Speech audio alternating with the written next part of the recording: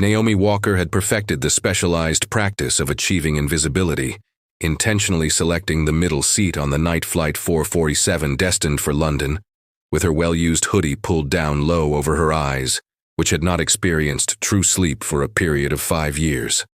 To the persistently talkative elderly woman, seated directly beside her, and the visibly anxious businessman furiously typing on his opposing side, she appeared to be entirely unremarkable, simply another severely exhausted traveler, attempting to fully disappear into the comforting anonymity offered by the economy-class cabin. However, when the captain's voice, strained and cracking with barely contained panic, cut sharply through the intercom system, following the detection of an unidentified aircraft that began methodically tracking them through the dark night sky like a predator carefully assessing its intended prey, the situation instantly changed. When the desperate, urgent question, "Is there any fighter pilot on board?" reverberated throughout the confines of the cabin, 200 passengers were moments away from discovering that the seemingly ordinary woman they had barely registered during boarding was, in fact, their singular remaining hope for inevitable survival. Before returning to the narrative, the speaker mentions a desire to know the location from which the audience is viewing and encourages viewers to ensure they are subscribed if they are deriving enjoyment from these narratives. The late evening sun was casting long, dramatic shadows across the tarmac surface at JFK International Airport as the diverse array of passengers commenced boarding Flight 447, a red-eye service scheduled for London. Moving steadily within the continuous stream of travelers, Naomi Walker progressed with a deliberate, slow pace. Her faded denim jeans and the oversized Northwestern University hooded sweatshirt assisted significantly in allowing her to seamlessly blend into the surrounding crowd. At the age of 35, she possessed a peculiar, noticeable contradiction in her physical presentation. Her shoulders seemed instinctively prepared to snap to military attention, but were consciously forced to maintain a slouch. Her eyes meticulously scanned the expansive boarding area with practiced precision before she intentionally allowed them to unfocus.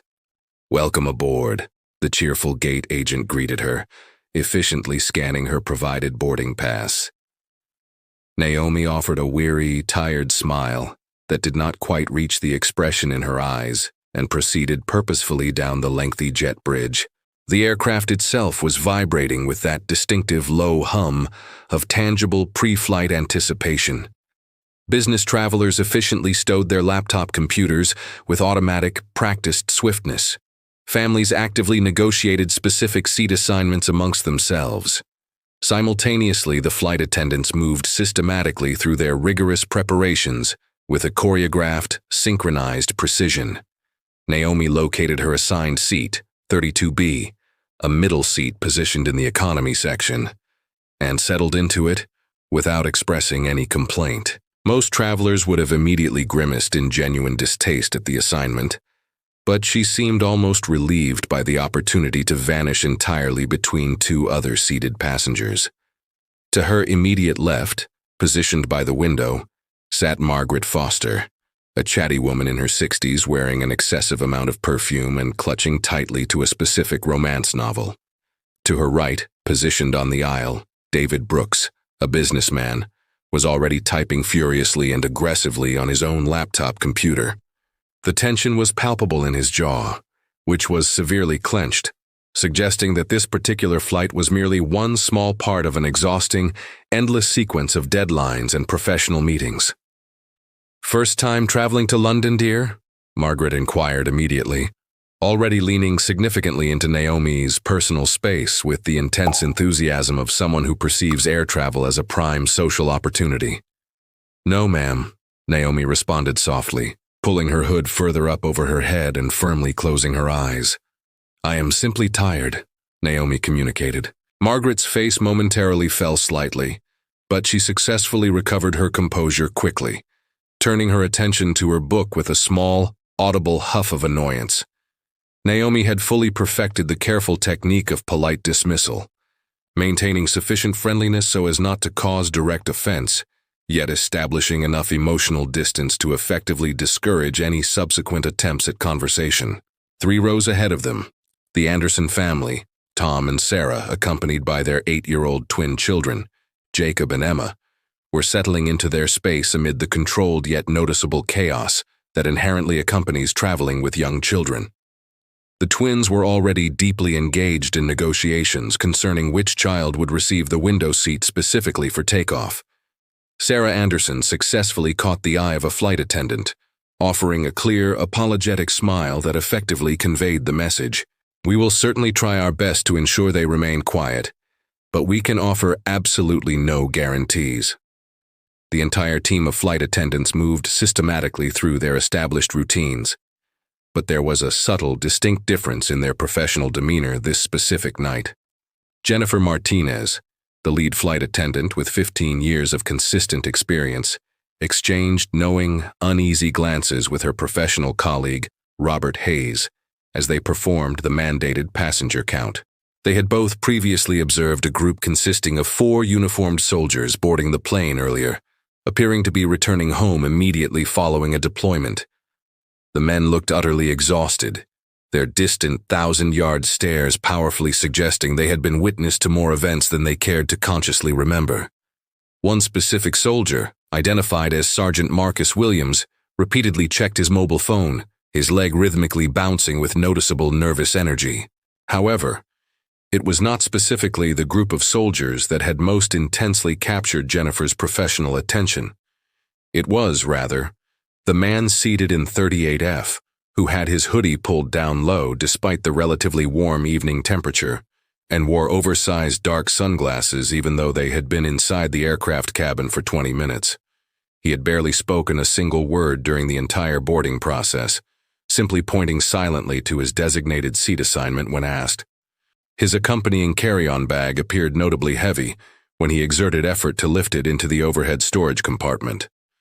The muscles in his arms were visibly straining more than they should have for what appeared to be only a simple backpack. Captain James Reynolds emerged from the restricted cockpit area, his silver hair and deeply weathered face immediately suggesting many decades of unparalleled experience. At the age of 58, he had successfully navigated operational challenges ranging from flying directly through thick volcanic ash clouds to performing critical hurricane evacuation flights. But tonight, he felt a distinct, unfamiliar sense of unease. Perhaps it was the consistent weather reports indicating perfectly clear skies that somehow did not align with the profound sense of unease settled deeply in his gut. Or perhaps it was merely the cumulative burden of too many professional years, too many long flights, too many close calls that the public never once heard about. "Good evening, folks." His voice projected clearly over the intercom, sounding warm and reassuring, delivered with that particular pilot drawl that automatically suggested everything was completely under control. "This is your captain speaking. We are anticipating a smooth, uneventful flight to London tonight. The journey duration will be approximately 7 hours and 20 minutes in the air. Weather conditions are looking exceptionally good, and we should successfully have you at Heathrow right precisely on schedule. Sit back, relax completely, and allow us to take excellent care of you tonight." Yet, even as he spoke those reassuring words, his co-pilot, First Officer Alan Peterson, was frowning deeply at an unusual reading displayed on his radar screen. "Jim, are you currently seeing this?" Reynolds asked, leaning over. "What exactly am I looking at?" Peterson responded, "Probably nothing significant. I just thought for a moment I detected something at our 7 o'clock position, roughly 40 miles out. Moving extremely fast," Peterson explained. "Keep a very close eye on it," Reynolds instructed, although he intentionally maintained his voice at a casual, unconcerned pitch. He felt there was absolutely no reason to worry the crew about mere phantom anomalies appearing on the radar system. Not at this initial stage.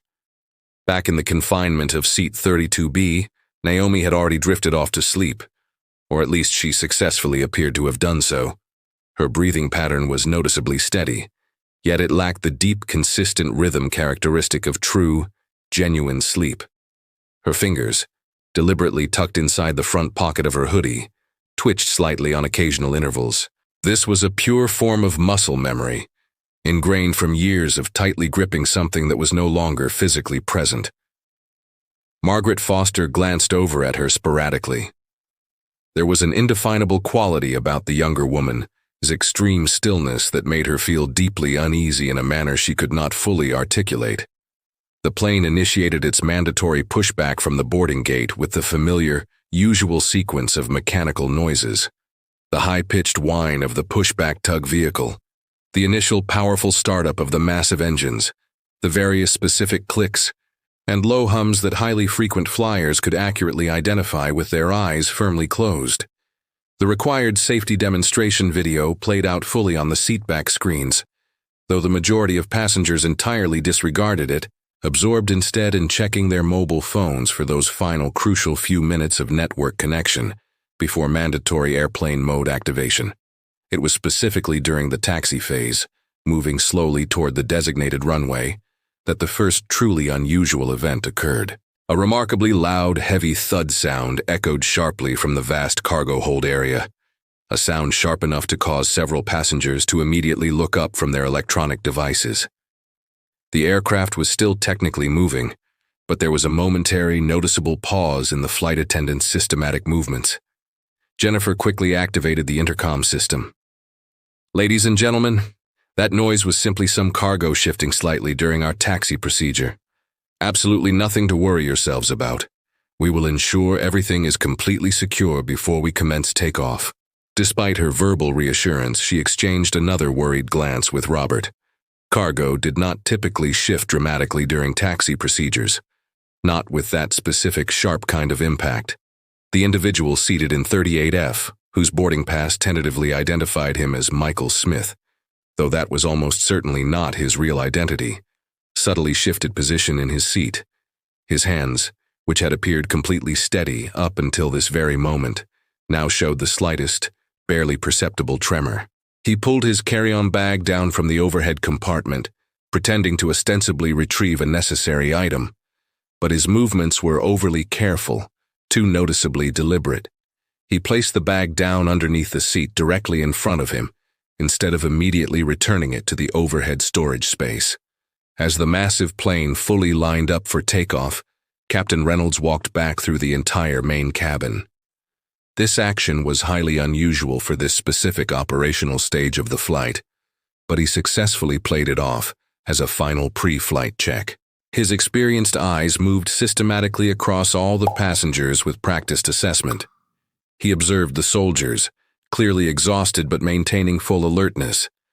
The Anderson family, already deeply engaged in the ritualistic process of maintaining the children's calm. The busy business travelers, the various tourists, the elderly couple holding hands tightly across the aisle. His gaze intentionally lingered on Naomi for just a moment longer than he had spent on the others. There was something unique about her specific posture, even while she appeared to be sleeping. The specific, ready way her feet were positioned, clearly ready to initiate movement. The precise placement of her hands. He had previously observed that exact kind of ready stillness in individuals who had been rigorously trained to transition from absolute stillness to full action in a single, rapid heartbeat. But he quickly moved onward, filing the significant observation away mentally. Peterson's voice came over the intercom system, announcing, "Flight attendants, prepare for immediate takeoff." The massive engines roared powerfully to life with that distinctive building high-pitched whine, firmly pressing every person back into their respective seats. As Flight 447 dramatically accelerated down the entire length of the runway, the aircraft's nose quickly lifted, and they were officially airborne. New York rapidly fell away beneath them in a sprawling, glittering expanse of bright lights. For the initial 20 minutes of flight, everything proceeded entirely normally. Drink orders were systematically taken. The fasten seatbelt sign was officially turned off, and passengers settled comfortably into the established rhythms of a long, overnight flight. Some passengers pulled out reading books, others queued up movies on their screens, and many, including Naomi, appeared to be completely asleep. But she was, in fact, not truly sleeping. Hidden behind her closed eyelids, her mind was relentlessly running through complex calculations she had not performed in many years. The precise angle of climb, the current engine performance metrics, the subtle minor shifts in heading as they adjusted their course. Old, deeply ingrained habits proved exceptionally hard to extinguish, and some, she knew, never died at all. They merely went dormant, waiting patiently in her half-conscious state. Memories flickered vividly. The intense weight of a flight helmet, the overwhelming rush of G-forces during maneuvers, the familiar voice of her wingman cutting clearly through the radio static. She forcefully suppressed them all, intentionally forcing her breathing to remain measured and steady. That specific life belonged to another individual, another existence. She was merely Naomi Walker now, nobody special or notable, simply traveling to London for a professional conference that she had absolutely no intention of attending. The purchased ticket had functioned merely as an excuse to fly, to experience the familiar, profound sensation of leaving the Earth far behind, even if she was restricted to being just a non-operational passenger. Now, looking outside the window, if any passenger had happened to be looking out at precisely the right moment, they might have clearly seen a distinct shadow against the surrounding clouds, something moving perfectly parallel to their course, but maintaining a distinctly different altitude. But the Anderson twins were completely occupied with their tablets, and Margaret Foster was entirely absorbed in her novel, and consequently, the shadow passed by completely unnoticed. In the operational cockpit, Peterson was frowning deeply at his instruments once again. "Jim, I am definitely receiving that reading again," he reported. "It's notably stronger this time." Reynolds quickly looked over. "How far away is it?" 20 miles and actively closing," Peterson replied. "Its speed does not match any known commercial air traffic pattern. Could it potentially be military activity?" "There's an exercise scheduled off the nearby coast." "Yeah, maybe," Peterson responded, but he did not sound at all convinced by his own suggestion. Military exercises were typically fully communicated to commercial air traffic controllers. This activity was not listed on any notice. The massive plane had been in the air for just slightly over an hour, when the first instance of real, significant turbulence impacted them. It was not the gentle, rolling, rocking motion that passengers often barely acknowledge, or even the moderate bumps that cause people to grip their armrests tightly. This disturbance was sudden, intensely violent, forcefully throwing the entire aircraft sideways in a motion that should have been physically impossible in the clear, predictable skies they were traversing. Drinks were instantly spilled. Overhead compartments rattled violently. Someone's personal tablet device went flying wildly into the main aisle. Emma, the Andersons' daughter, let out a sharp, frightened cry, which was immediately soothed by her mother's expert, practiced reassurance. But Sarah Anderson's eyes were wide with fear as she clung tightly to her children, her own profound fear barely contained. Naomi's eyes snapped wide open at the very first jolt, her entire body instinctively adjusting and compensating for the sudden motion. Her feet spread widely and quickly, finding reliable purchase and stability, her hands gripping the armrests with precise, controlled pressure. This was not the typical white-knuckled panic response of a frightened passenger, but the deliberate, controlled reaction of someone professionally accustomed to operating in violently unstable environments. Margaret Foster, who had reflexively grabbed Naomi's arm in a moment of pure fear, noticed that the younger woman was not even breathing heavily. "Ladies and gentlemen," Captain Reynolds' voice came over the intercom, and there was a quality in his specific tone that commanded the full attention of even the most experienced travelers. "We are currently experiencing some unexpected severe turbulence. Please quickly return to your assigned seats and fasten your seat belts securely. Flight attendants, please take your seats immediately." But Reynolds knew internally that this was not genuinely turbulence. The onboard weather radar showed perfectly clear skies extending for hundreds of miles. The aircraft sensors were not detecting any atmospheric disturbance or wind shear, which unequivocally meant that something entirely external had caused that violent jolt. Something external and hostile. In seat 38F, Michael Smith, or whatever his real name actually was gripping his seat so intensely and tightly that his knuckles had turned stark white. Beads of cold sweat had formed on his forehead, and he was muttering incomprehensibly under his breath. The language he was speaking was not English. despite the fact that he had previously spoken perfect American English when forced to interact briefly with the crew. The passenger seated next to him, a college student named Tyler Johnson, attempted to lean away discreetly without drawing unwanted attention to himself. "You okay, man?" Tyler asked, though he instantly regretted drawing attention to himself. The hooded man's head snapped rapidly toward him, and for a fleeting moment, Tyler saw his eyes behind the dark glasses. They were wide with an emotion that looked exactly like terror. "It's far too early," the man whispered softly, speaking more to himself than directly to Tyler. "They were not supposed to be here yet." He cut himself off abruptly, pulling his bag even closer to his body. Jennifer Martinez, strapped tightly into her jump seat, observed the entire interaction. She had been professionally monitoring that specific passenger ever since he boarded the flight, and now every single instinct she had meticulously developed over 15 years was screaming internally that something was profoundly wrong. She quickly caught Robert's eye and subtly nodded toward seat 38F. He had clearly seen the disturbing interaction, too. 10-year-old Jacob Anderson was pressed firmly against the window pane, his face illuminated by the reading light as he stared intently out into the surrounding darkness. "Mom," he said, tugging lightly on Sarah's sleeve. "Mom, there is another actual plane out there." "That's lovely, honey," Sarah responded absently, still focused on trying to calm his sister Emma. "No, Mom, really. It's extremely close, like really, really close to us." Tom Anderson leaned over his son's seat to look out the window for a brief moment. He saw absolutely nothing but bright stars and the faint, diffused glow of moonlight reflecting on the clouds below. Then, something rapidly moved across his field of vision, a dark, amorphous shape against the darker night sky, positioned perhaps a few hundred yards away. It was completely gone before he could even fully process what he had momentarily seen. "Probably just another commercial flight, buddy," he reassured his son, but he continued to watch the window with concern. In seat 32B, Naomi had fully registered the child's significant observation.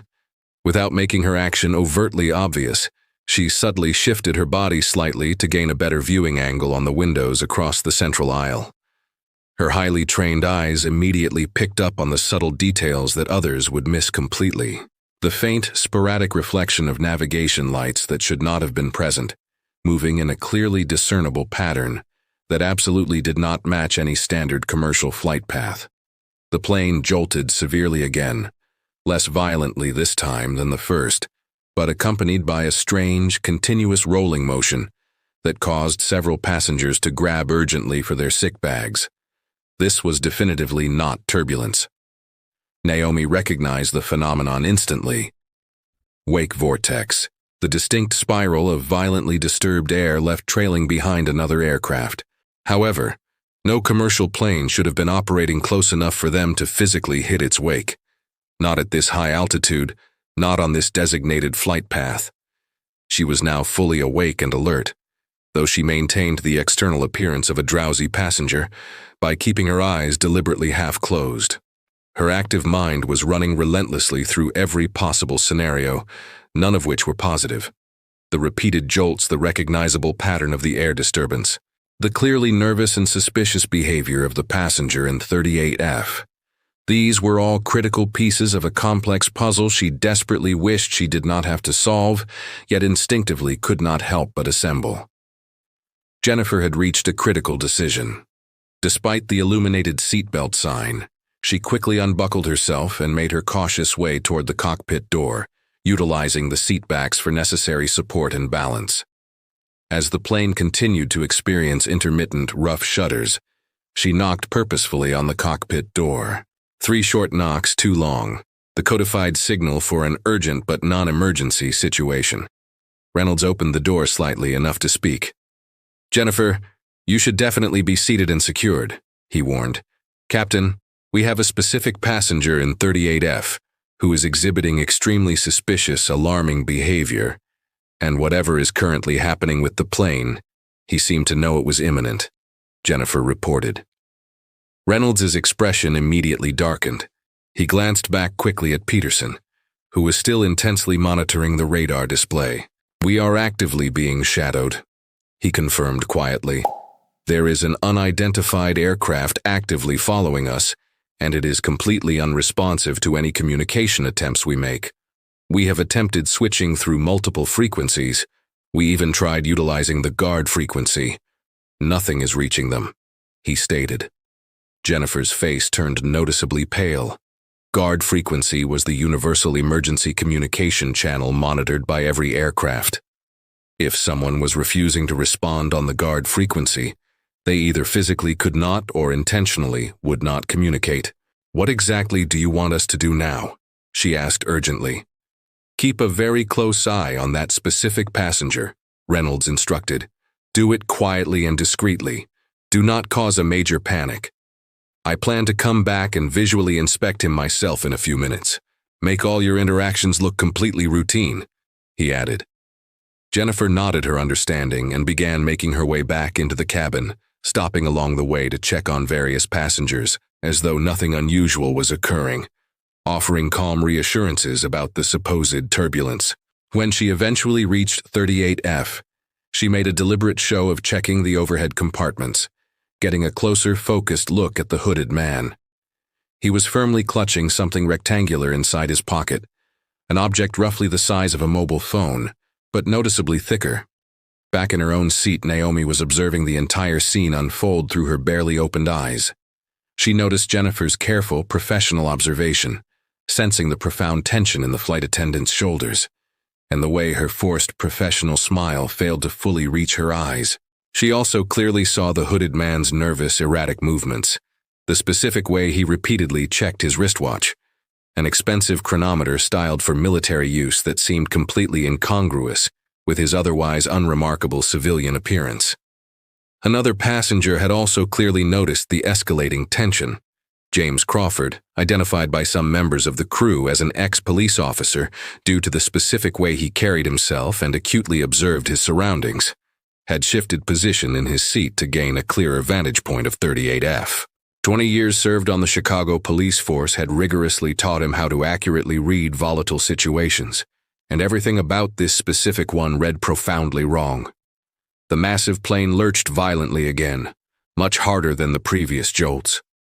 Oxygen masks immediately deployed from several compartments, dangling momentarily before a system malfunction occurred, something that should absolutely not happen without a severe loss of cabin pressure. Gasps of sheer fear filled the entire cabin. Someone instantly started crying. The Anderson twins clung tightly to their parents. "Ladies and gentlemen," Captain Reynolds' voice returned over the intercom, and this time the extreme strain in his voice was undeniably audible. "We are currently experiencing some technical irregularities. Nothing to be unduly alarmed about, but I must ask every person to remain securely seated with your seatbelts firmly fastened. We may shortly need to adjust our altitude significantly."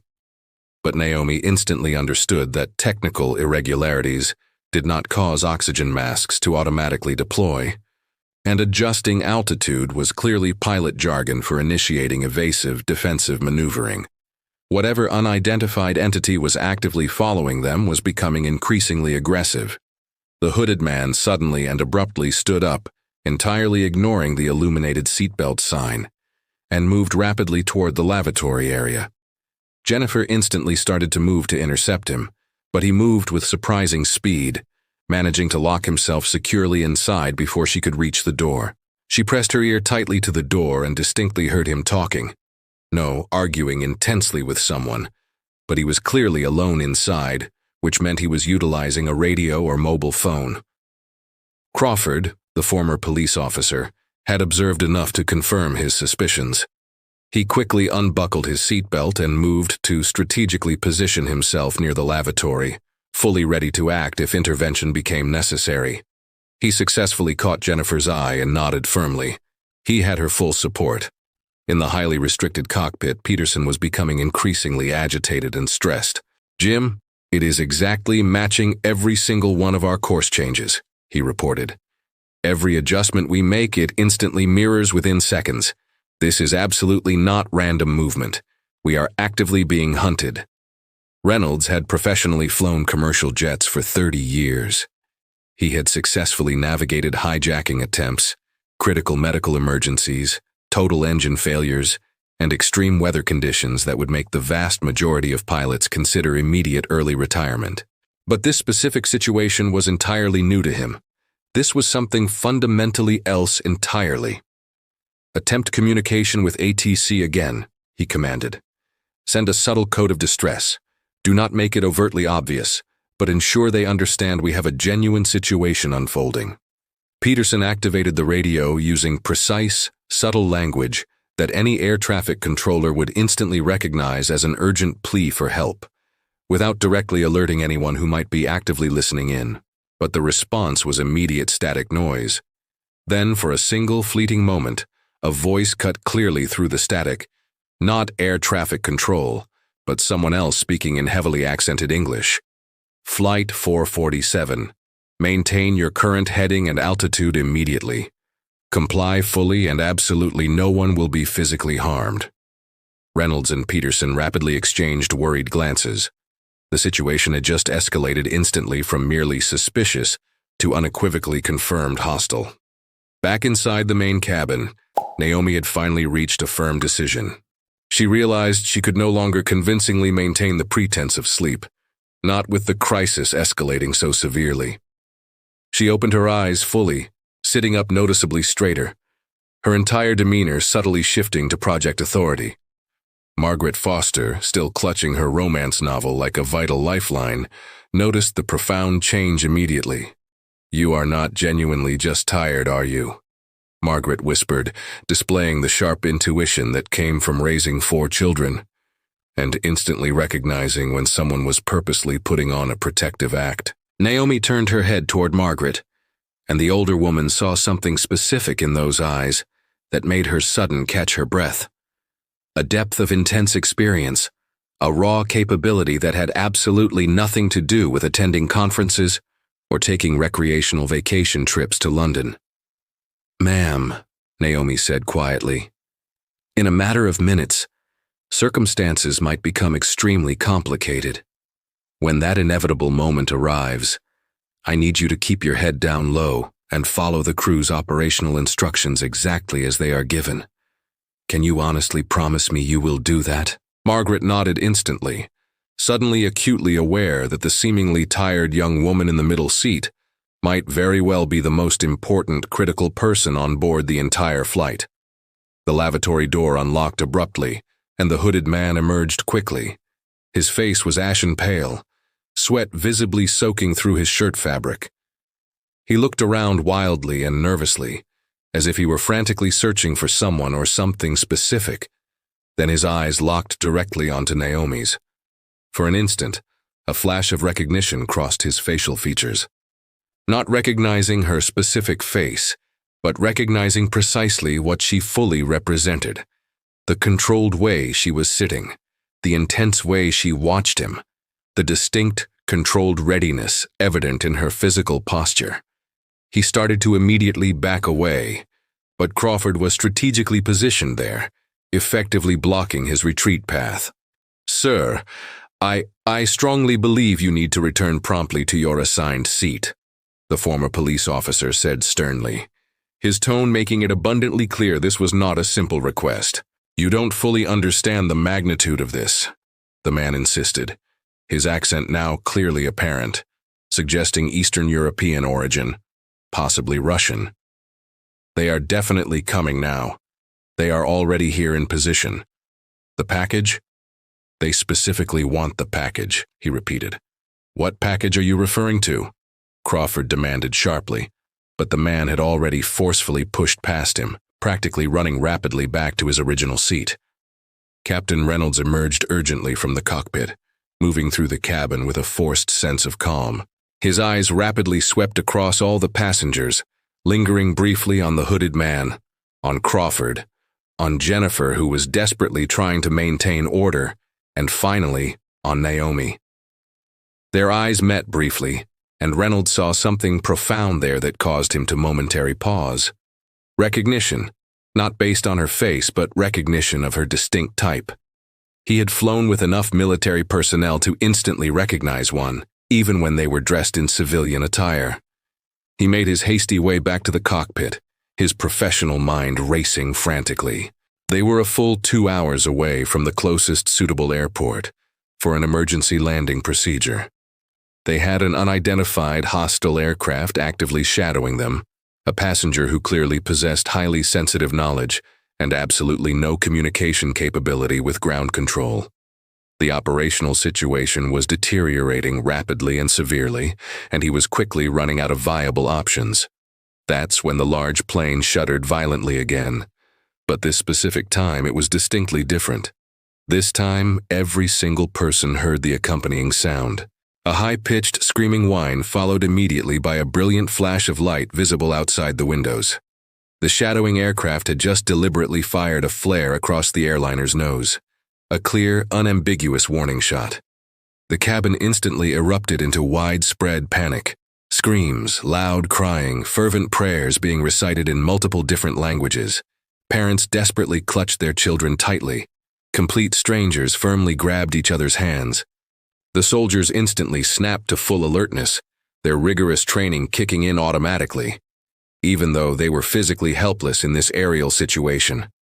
And in seat 32B, Naomi Walker firmly closed her eyes for just a single moment, taking a slow, deep, centering breath. When she deliberately opened them again, she was no longer actively hiding herself. The civilian mask was entirely off, revealing the true identity underneath.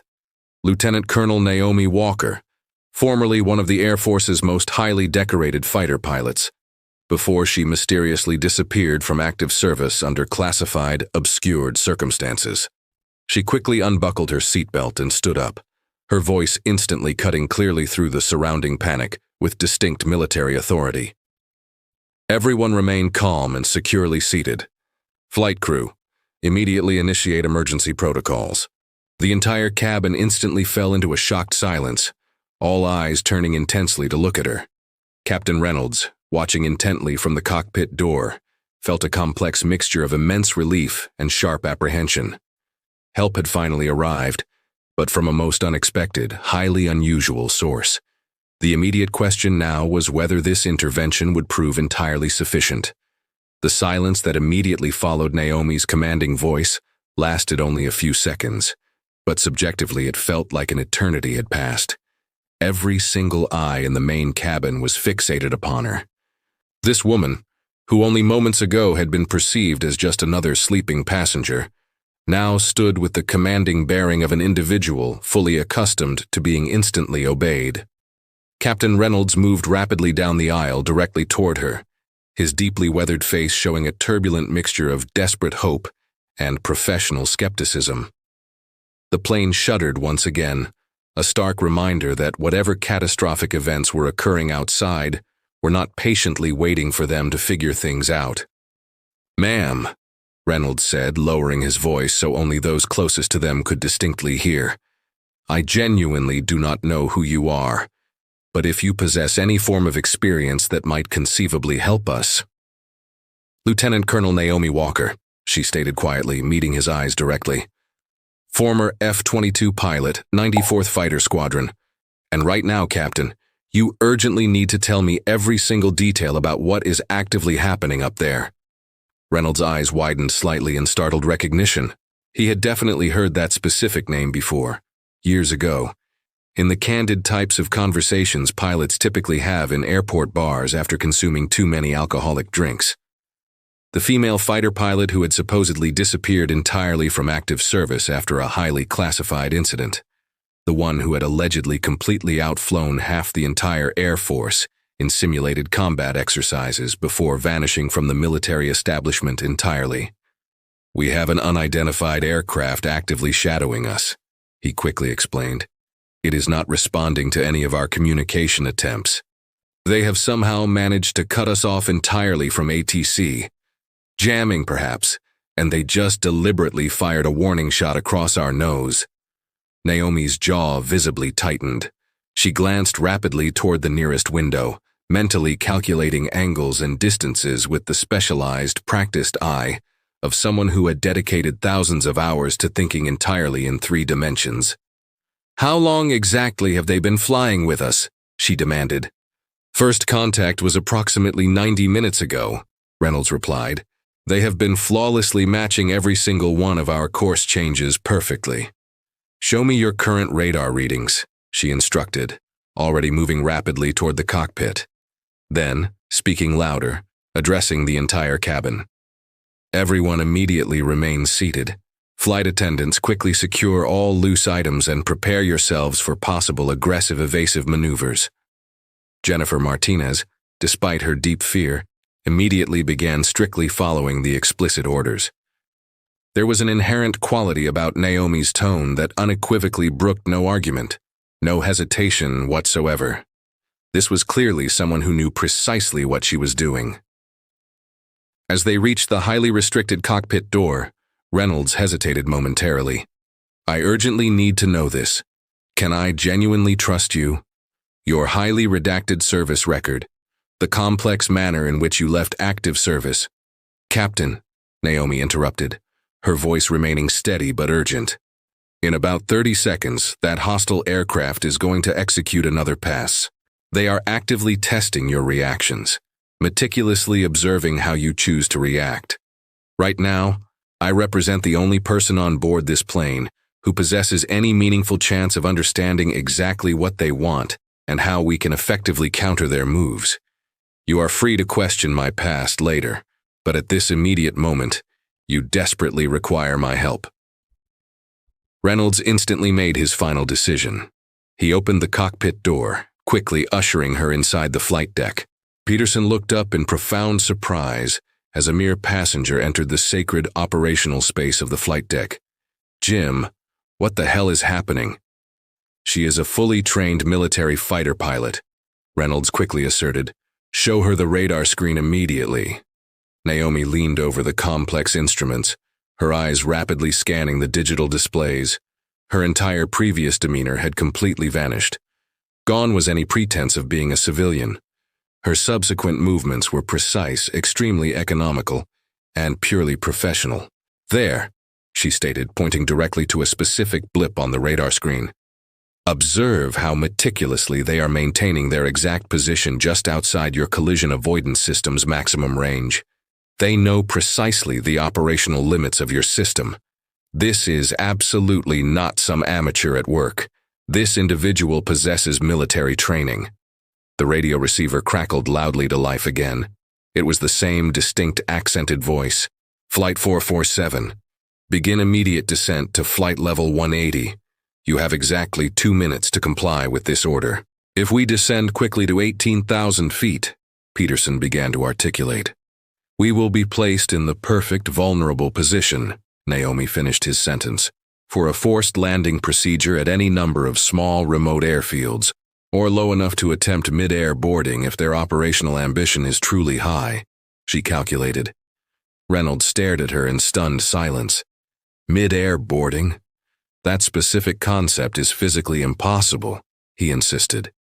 It has been successfully executed, Naomi stated quietly. Twice that I am aware of personally. Both times required critical inside help. Her eyes narrowed sharply.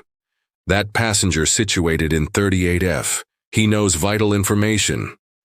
Back inside the main cabin, the shared tension was rapidly reaching a complete breaking point. The hooded man, Michael Smith, or whatever his real name actually was, had defensively curled into himself, clutching his bag tightly as though his very life critically depended on it. Crawford, the ex-police officer, had strategically positioned himself where he could actively watch both the suspicious passenger and the entrance to the cockpit door. The Anderson family was holding on to each other tightly. Sarah was desperately trying to keep the twins calm and quiet, but her own mounting fear was visibly bleeding through her composure. It's only like truly terrible turbulence, she kept repeatedly saying, though nobody, least of all herself, genuinely believed that assessment anymore. Sergeant Williams and his fellow soldiers, Martinez, Thompson, and Davis, had subtly moved into defensive tactical positions without the need for verbal discussion. Their ingrained, rigorous training would simply not permit them to sit passively during a genuine crisis, even if they did not fully understand the exact nature of the situation.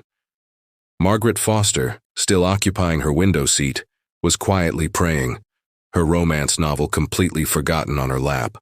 But she kept nervously glancing at the now empty middle seat where Naomi had been, intensely wondering who exactly she had been sitting next to for the past 2 harrowing hours.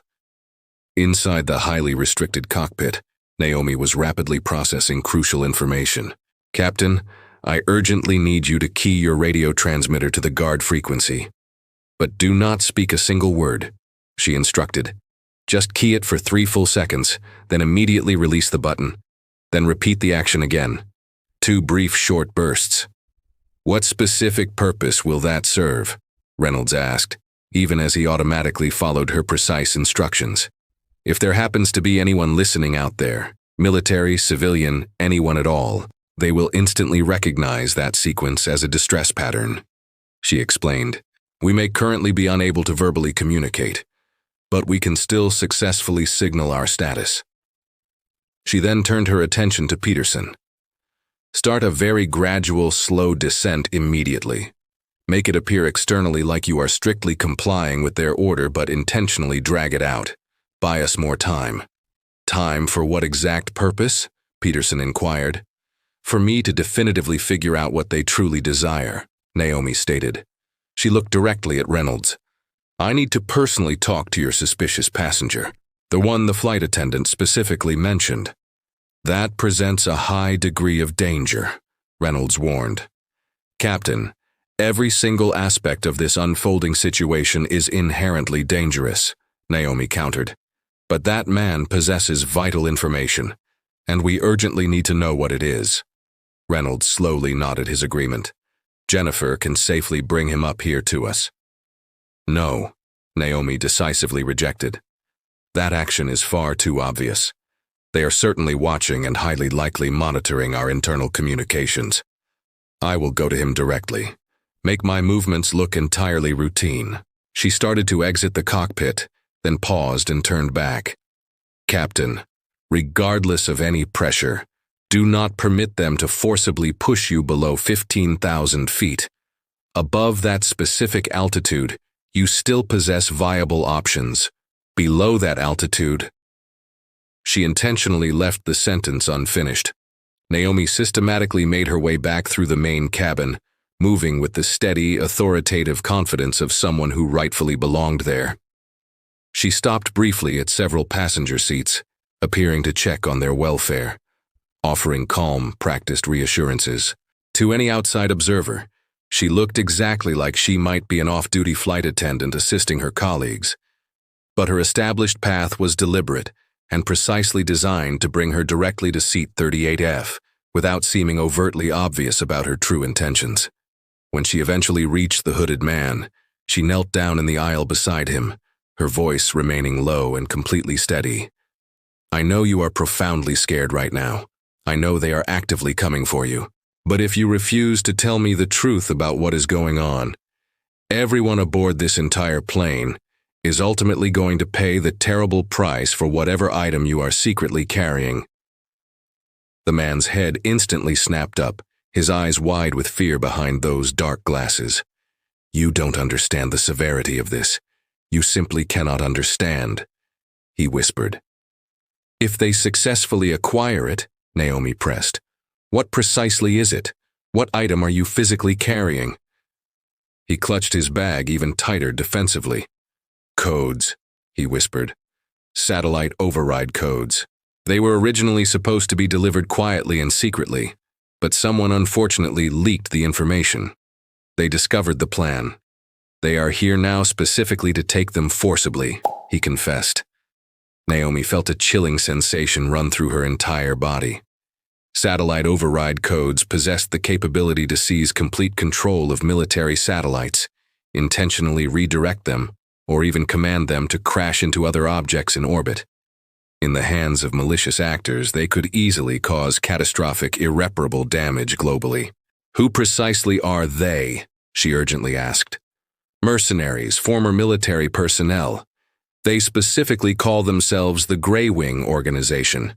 Their leader—" He stopped suddenly, his face visibly paling even further. "What about their leader?"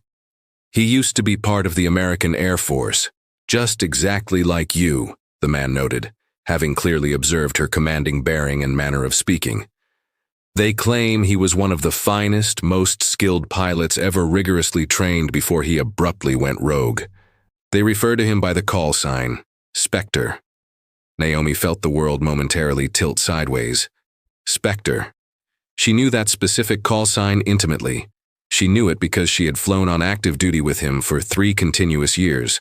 Marcus Webb, her former wingman, the pilot who had stood faithfully by her side through countless critical missions until that final, fatal operational event that abruptly ended her career and apparently initiated his irreversible transformation into something entirely different. She slowly stood up, her mind racing intensely. If Marcus was indeed the one outside, if he was truly the mastermind behind this entire operation, then the situation was profoundly worse than she had initially comprehended. He knew her specific tactics, her strategic thinking process, and all her exploitable weaknesses. Worse still, he knew she was the distinct type of person who would sacrifice absolutely anything to protect innocent lives. "Stay precisely in your seat," she firmly instructed the hooded man. "Do nothing at all that would draw any attention to yourself." She started making her return path toward the cockpit, but paused when she noticed Crawford, the ex-police officer, watching her intently. Their eyes met and connected, and she made a rapid decision. She moved directly to his seat, leaning down as if performing a routine check on his well-being. "You are in law enforcement," she stated. It was not an inquiry. "Retired," Crawford replied. 20 years served with the Chicago PD.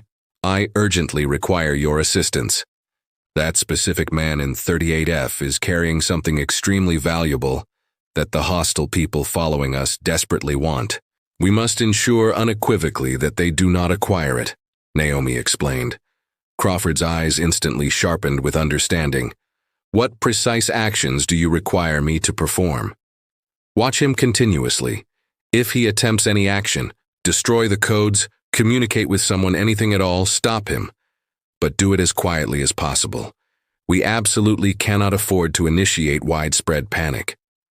"Understood completely," Crawford acknowledged.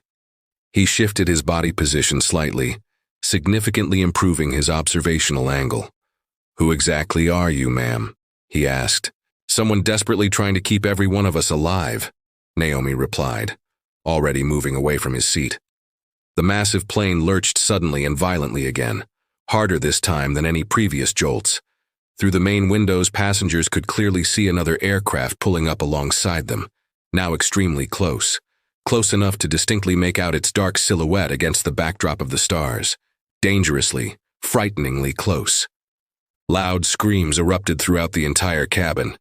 The Anderson twins immediately started crying. Several passengers began reciting prayers aloud in desperate fear. The soldiers instantly tensed up, their hands instinctively reaching for weapons they knew they did not possess. Naomi reached the cockpit door just as Reynolds was opening it with the intention of coming out. "They are directly beside us now," he reported, his usual professional calm cracking slightly. "They are aggressively trying to force us down to a lower altitude." "Allow me to communicate with them," Naomi insisted. "They are completely unresponsive to us," Reynolds replied. "They will respond directly to me," she asserted. She pushed past him and into the cockpit area. Grabbing the radio transmitter, she switched rapidly to the guard frequency, the universal emergency channel that every aircraft monitors, and spoke with piercing clarity. "Greywing flight. This is Lieutenant Colonel Naomi Walker speaking. I know that you are actively listening. Marcus, let's engage in immediate dialogue." The silence that followed stretched for several agonizing seconds. Then, a voice she had not physically heard in 5 years came clearly through the speakers. It was rougher, older, but undeniably Marcus Webb's voice. Well, Vixen herself. I suspected you might be on board this time. When I checked the passenger manifest, Naomi Walker flying commercially. How utterly low the mighty have truly fallen." Peterson looked at her in stunned shock. She clearly knew these hostile individuals. "Marcus, Whatever monetary compensation you are being paid, it is absolutely not worth murdering a plane full of innocent people, Naomi declared. Whoever claimed anything about the deliberate killing of anyone, Marcus retorted, and she recognized that familiar, cocky, challenging tone that had once made him both the squadron's most favored and, simultaneously, most frustrating pilot. We simply desire what your friend in 38F is carrying with him. Hand it over immediately, and everyone will return home safely. You know unequivocally that I cannot comply with that demand, she stated. You mean you absolutely refuse to comply, still adhering strictly to their bureaucratic rules, even after they utterly discarded you, even after they intentionally destroyed your highly successful career for simply doing the morally right thing? The aggressive words struck her harder than she had consciously expected, but she successfully maintained the absolute steadiness of her voice. This specific situation is not about me or you or the painful events that occurred 5 years ago. This is critically about 200 entirely innocent people. Everything, fundamentally, is about what happened 5 years ago, Naomi. That painful moment is when both of us learned the true value of what the rules are genuinely worth. The hostile aircraft outside pulled even closer, its wing lights flooding the cockpit with harsh, alternating red and green flashes. Reynolds was forced to fight powerfully against the instinct to abruptly bank the massive aircraft away. At this extreme altitude and high speed, any sudden aggressive movement could result in total catastrophe. Marcus, pull back immediately, Naomi demanded into the radio, her voice carrying the undeniable authority she had once wielded as a superior officer. You are intentionally endangering every person on board with this dangerous proximity. Negative, Vixen. You possess something critically important that we need, and we are not departing the area without it, Marcus replied. You can either choose to cooperate fully, or things will rapidly become extremely uncomfortable and hazardous for everyone aboard your flying bus. Through the cockpit windows, Naomi could now distinguish the modified fighter jet much more clearly. It was a civilian aircraft model, but heavily customized and modified. Probably an old L-39 Albatross or a similar military trainer that ended up on the civilian market after the Cold War. Fast, highly agile, and in the hands of the right pilot, lethally capable. She turned to Captain Reynolds. How much remaining fuel do we currently have? Enough to successfully reach London with our standard reserves intact. But if we are forced to commence aggressive maneuvering, we won't sustain that for long, she finished. And he knows that critical fact. Back inside the main cabin, Jennifer was trying her absolute best to maintain order and calm, but it was rapidly becoming a losing battle.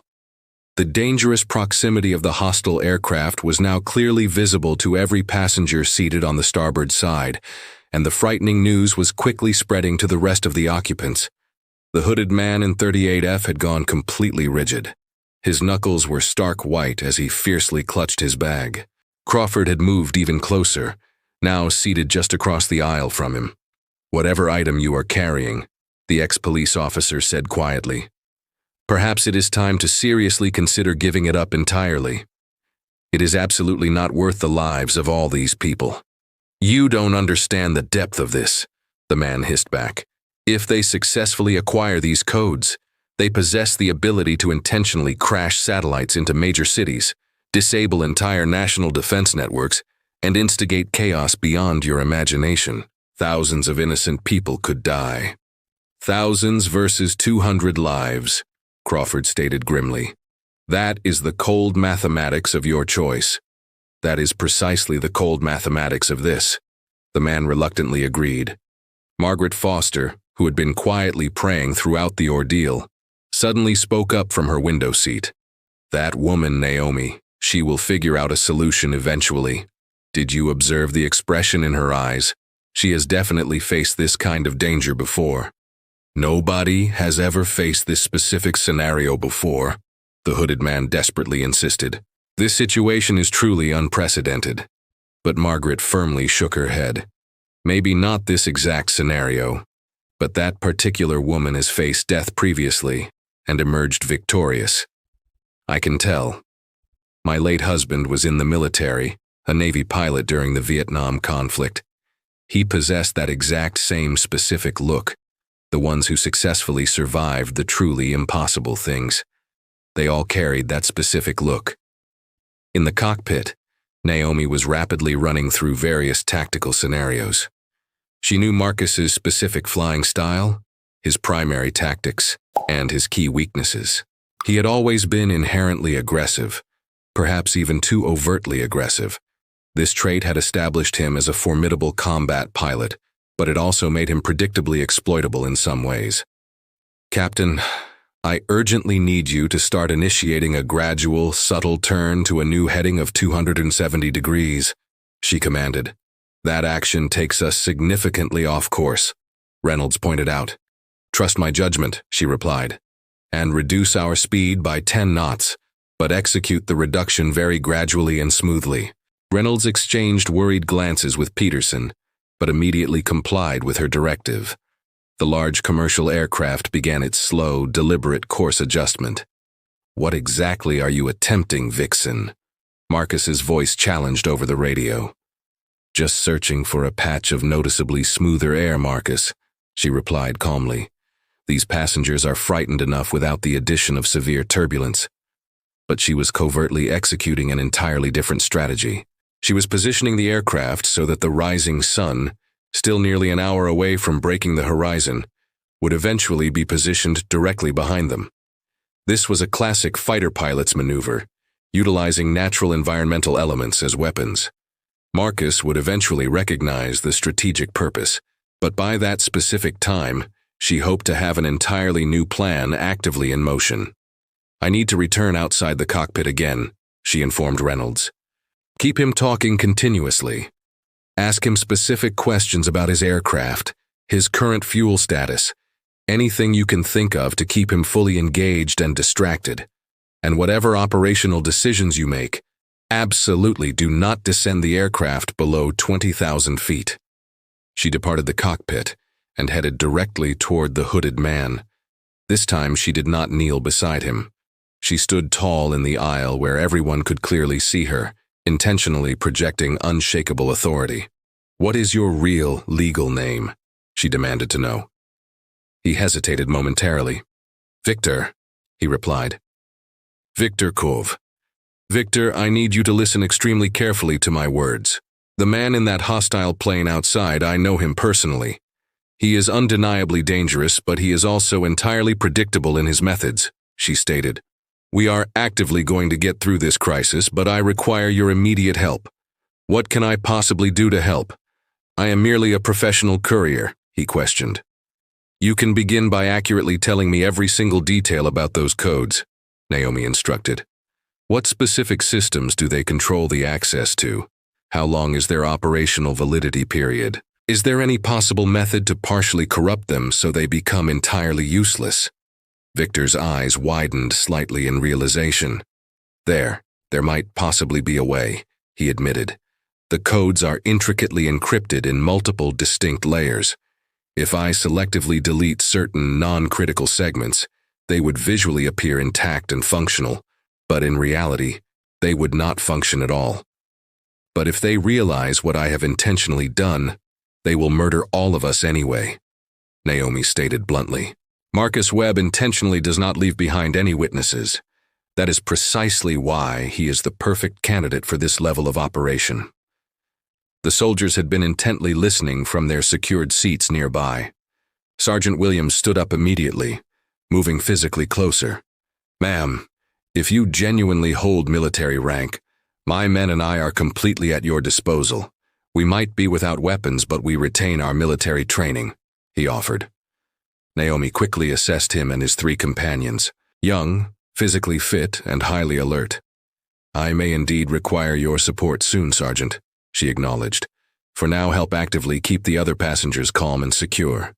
If the situation takes a turn for the worse, I need you fully ready to assist the flight crew with executing emergency procedures." "Yes, ma'am," Williams affirmed instantly. He immediately began organizing his men, and they spread systematically through the cabin with quiet, professional efficiency, repositioning passengers without triggering additional panic. The plane suddenly banked sharply to the left again, aggressively throwing everyone violently against their seats. Through the main windows, passengers could clearly see the hostile aircraft had now moved to their port side, even closer than it had been before. It was close enough that they could distinctly see the pilot's helmeted figure. A figure wearing a dark helmet and oxygen mask, impossible to identify personally, but radiating palpable menace through sheer body language alone.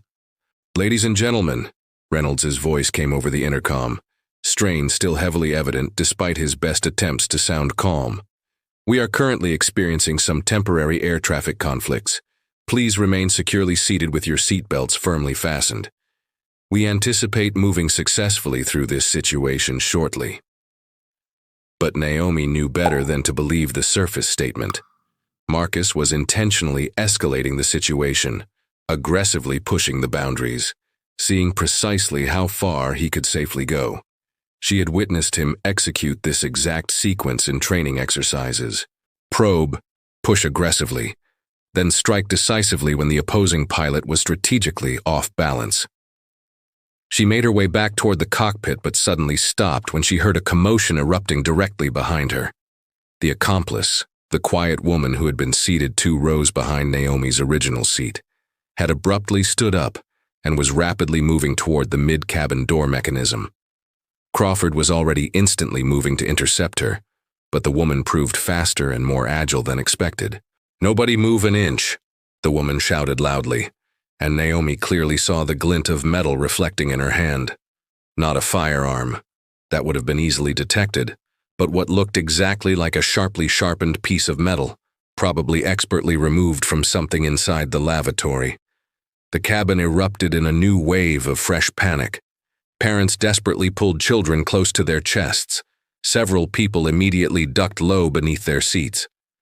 The soldiers started moving to intervene, but Naomi held up a commanding hand, halting their advance. "What exactly is your demand?"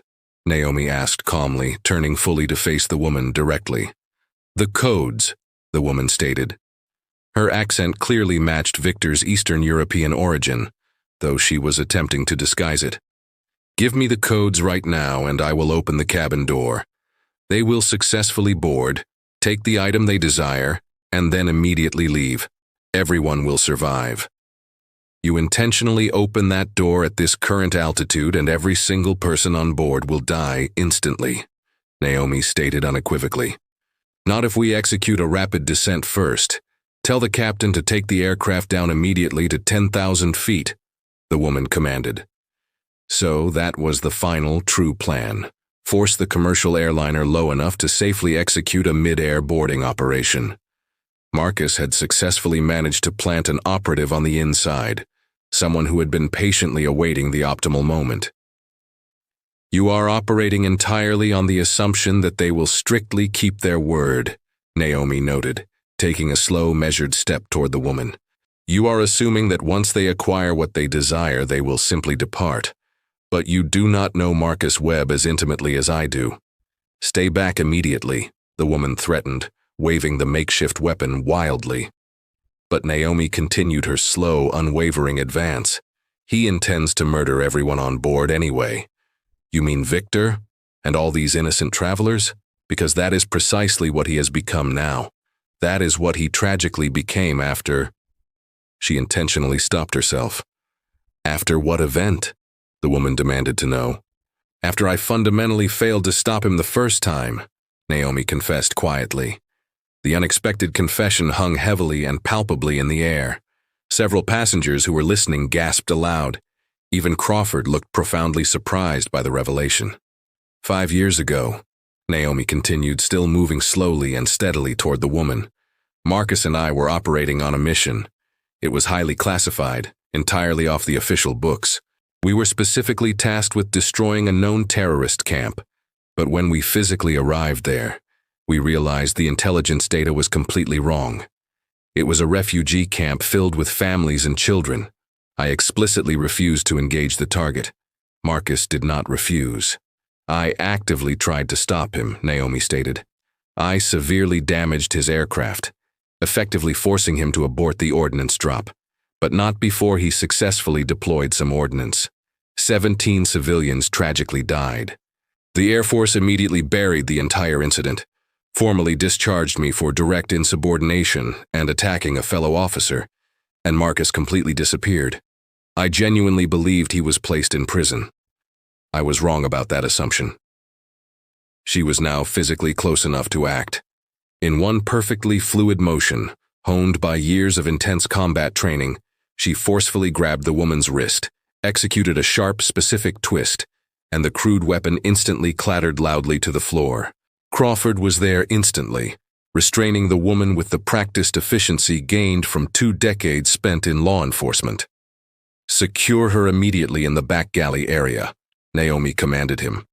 "Use whatever means necessary and available to keep her fully contained and secured." As Crawford physically dragged the accomplice woman away, Naomi picked up the intercom receiver. "Ladies and gentlemen, the internal situation is now completely under control. Please remain calm and securely seated," she announced. But she knew internally that the crisis was far from resolved. If anything, it was poised to get dramatically worse. Marcus had played his inside operative card and decisively lost. He would certainly not have only one backup plan activated. He would have a full 3. The radio in the cockpit crackled instantly to life, and Marcus's voice filled the entire cabin via the intentionally open cockpit door. "Nice work executing that, Vixen. You were always incredibly skilled at close-quarters physical engagements. But this is no longer a close-quarters situation now. You are confined inside a slow-flying brick, and I am piloting a fighter. Last chance ultimatum. Hand over the codes immediately, or I will commence actively putting holes in your fuselage." Naomi rushed back into the cockpit area. "He is absolutely bluffing completely," she insisted. "He will never risk destroying the codes in the process." "Are you entirely certain about that assessment?" Reynolds questioned worriedly. Before she could fully answer, there was a brilliant flash outside the window, and something streaked past the aircraft. This was distinctly not a warning shot this time. It had passed close enough that they distinctly heard the sonic crack of its high-speed passage. "That was unequivocally not a bluff," Peterson said, his voice tight with fear. Naomi seized the radio transmitter. "Marcus, you deliberately fire upon this aircraft, and those critical codes are permanently gone forever. Victor has already successfully set up a dead man switch. Anything catastrophic happens to us, the codes will instantly self-destruct." It was a necessary fabrication, but a critical one. She glanced quickly back at Victor, who was watching her with wide, terrified eyes. She silently mouthed the phrase, "Play along," and he quickly nodded his understanding. "You are intentionally lying to me," Marcus said, but there was now noticeable uncertainty in his voice. "Am I truly lying? You know me well, Marcus. You know I meticulously plan for every single contingency. You personally taught me that essential rule.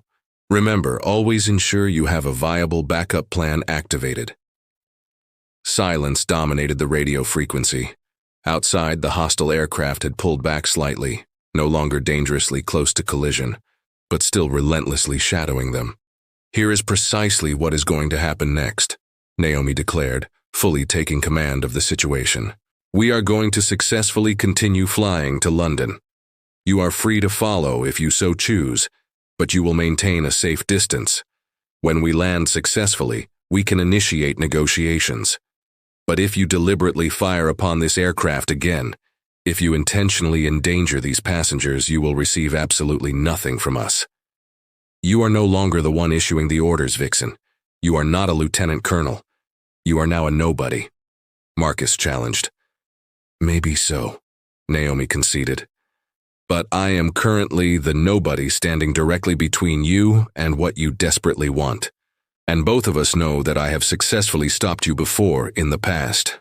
The tension within the cockpit was absolutely suffocating. Reynolds and Peterson watched her intently, waiting to see if her dangerous gambit would ultimately succeed.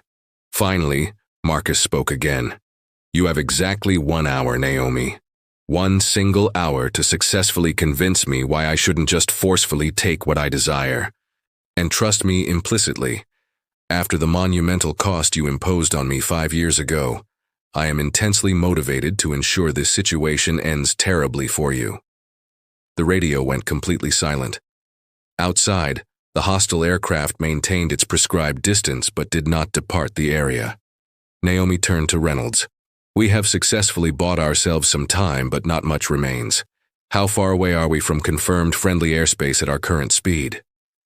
"Approximately 90 minutes away," Reynolds calculated. She closed her eyes briefly, rapidly calculating. They urgently needed to stretch that 1-hour ultimatum somehow. She needed to find a way to communicate without being fully interrupted. "I am actively receiving something on the radio now.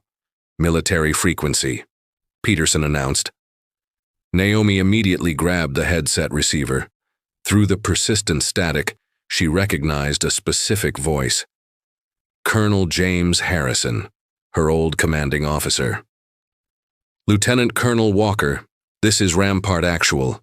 We have been actively monitoring your critical situation. Help is currently en route, but you must successfully buy us an additional 30 minutes of time. Can you realistically achieve that? 30 minutes against Marcus Webb, a man who knew every one of her tricks, every tactic she possessed." "Roger that, Rampart," she responded. "We will buy you the 30 minutes you require." She handed the headset back to Peterson and looked pointedly at Reynolds and Peterson. "Gentlemen, we are about to engage in some highly unorthodox flying procedures that your flight manual definitively does not cover. Are you fully ready for this?" Reynolds gripped the control yoke tighter. "We are entirely with you, Colonel," he affirmed. She knew she was not officially a colonel anymore, hadn't been for 5 years.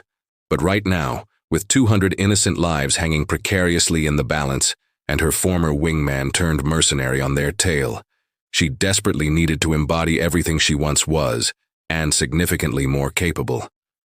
The critical 30-minute countdown had officially begun, and Naomi knew that every single second would be paramount. She stood firmly in the cockpit doorway, her mind cycling through complex combat scenarios, while her eyes meticulously tracked the hostile aircraft, which maintained its threatening position off their starboard wing. "Captain, I require you to gradually increase our current altitude," she directed Reynolds. "Make it appear externally like we are actively struggling with maintaining control, erratic but controlled. That specific maneuver will significantly burn more fuel," Peterson protested. "It will simultaneously force Marcus to consume his fuel rapidly as well," Naomi countered. "That is emphatically not a long-range combat aircraft he is piloting. He has already been actively shadowing us now for over 2 full hours. His current fuel situation has to be reaching critical levels." Reynolds initiated the specific maneuver, deliberately letting the aircraft drift upward in an uneven, controlled climb. Through the main windows, they could observe the hostile jet adjusting its position to match their movement, its maneuvers sharp and highly aggressive, contrasting sharply with their own deliberately sluggish actions. Back inside the main cabin, the captive passengers were quickly reaching their psychological breaking point. The Anderson children had ceased crying, moving into that quiet, internalized, shocked state that concerned their parents far more than tears. Sarah Anderson held them tightly, whispering comforting stories about brave princesses and noble knights, attempting to mentally transport them anywhere but this perilous environment. Victor Klov was still intensely working on his tablet device, his fingers flying rapidly across the screen as he methodically corrupted segments of the sensitive satellite codes. Sweat beaded heavily on his forehead as he labored, knowing fully that if Marcus's operatives successfully got their hands on his device before he finished the corruption, they would instantly realize his sabotage. Crawford, having secured the accomplice woman with plastic zip ties sourced from the aircraft's emergency kit, had strategically positioned himself where he could actively watch both her and the entire main cabin. The woman sat sullenly secured, her eyes burning intensely with an equal measure of frustration and fear. "You truly don't understand the consequences," she muttered quietly to Crawford. "When he fails to obtain his objective, he intentionally leaves no witnesses alive. We are all definitively dead anyway." "Then why did you agree to help him execute this?" Crawford asked plainly. "Because if I cooperated, my family was promised a chance at safety. Now, She trailed off, glancing out the window at the menacing aircraft positioned beside them. Sergeant Williams approached Naomi as she returned briefly from the cockpit. "Ma'am, my men and we are fully prepared for whatever you require us to do. We might not possess weapons, but we retain our military training," he offered. Naomi quickly assessed him and his three companions. Young, physically fit, and trained primarily for ground combat, but currently trapped in an aerial chess match. "Actually, Sergeant, I do have a vital assignment for you," she stated. "I urgently need you to systematically organize the passengers. If we are forced to execute emergency maneuvers, people need to be fully ready and protected. Place all families with children in the middle rows positioned away from the windows. Anyone with known medical conditions must be explicitly identified and continually monitored. Can you successfully handle that specific task?" "Yes, ma'am," Williams affirmed instantly. He immediately began efficiently organizing his men, and they spread throughout the cabin with quiet professionalism, repositioning passengers without causing any additional panic. The plane suddenly lurched violently harder than before. This time, it was not turbulence or an evasive maneuver. Through the starboard windows, passengers screamed loudly as they observed another aircraft rapidly approaching. Approaching from below them, a second hostile jet rising sharply from the cloud layer like a predatory shark emerging from dark waters.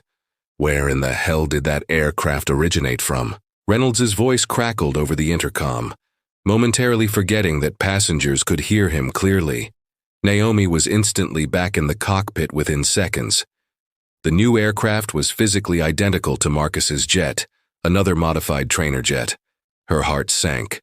Marcus had significant backup assets, which strongly suggested he had been planning this entire complex operation for a much longer period than she had initially assumed. "Greywing 2 is now fully in position," a new voice came clearly over the radio. The voice was female, professional, and chillingly cold. "You now have hostile aircraft firmly positioned on both flanks. Compliance with our demands is your only remaining option." Naomi seized the radio. "This airspace is becoming extremely crowded and dangerous up here. You are actively risking a catastrophic mid-air collision." "Only if you initiate any sudden aggressive movements," Marcus retorted, his voice carrying a definite hint of satisfied amusement. "You personally instructed me on the tactic of force multiplication. Remember? Always ensure you possess superior numbers." She remembered teaching him that lesson well. She had drilled that crucial point into him relentlessly during their training years. Never engage unless you possess a decisive advantage. He had internalized his lessons perfectly, perhaps too effectively. "Captain, maintain steady, controlled flight," Naomi instructed Reynolds. "No sudden aggressive movements, but commence a very gradual descent. Make it appear like we are fully complying with their order, but you explicitly said not to go below 20,000 feet altitude," Peterson interjected. "I know precisely what I said. Trust me now." She turned to Peterson. "What is our precise current geographic position?" "Approximately 200 miles southwest of Ireland, flying on a heading northeast." Ireland. NATO airspace was tantalizingly close, but still not close enough geographically. The promised military assistance from Colonel Harrison was still a critical 25 minutes away from their position. They urgently needed to purchase significantly more time. Naomi picked up the intercom receiver, addressing the main cabin. "Ladies and gentlemen, this is Lieutenant Colonel Walker speaking. I urgently need every person to remain perfectly calm and strictly follow the flight crew's instructions exactly. We are about to experience some highly unusual and aggressive maneuvering in the next few minutes. This is absolutely necessary for your continued safety." She clicked the intercom off and turned immediately to Reynolds. "On my precise mark, I need you to deploy the speed brakes fully and drop the landing gear immediately at this altitude." "That action could—" Peterson began to protest. "It will instantly create massive aerodynamic drag, dropping our airspeed by almost half immediately," Naomi explained. "The hostile jets following us will overshoot completely. They will be forced to circle back around, and that tactical action buys us crucial minutes. It could also potentially tear the gear doors completely off the plane," Peterson warned. The Boeing 757 is robustly overbuilt in its design, Naomi countered. It can handle the immense stress, I sincerely hope. Through the cockpit windows, she intently watched Marcus's aircraft. She knew him, knew his distinctive patterns well. He had been her dedicated wingman for 3 years. She had mentored him closely, instructed him rigorously, and fully trusted him implicitly. And she knew that at this very moment, he was rapidly growing impatient. Marcus had always intensely disliked waiting for long periods. "Vixen, you are clearly stalling for time now." His voice came over the radio.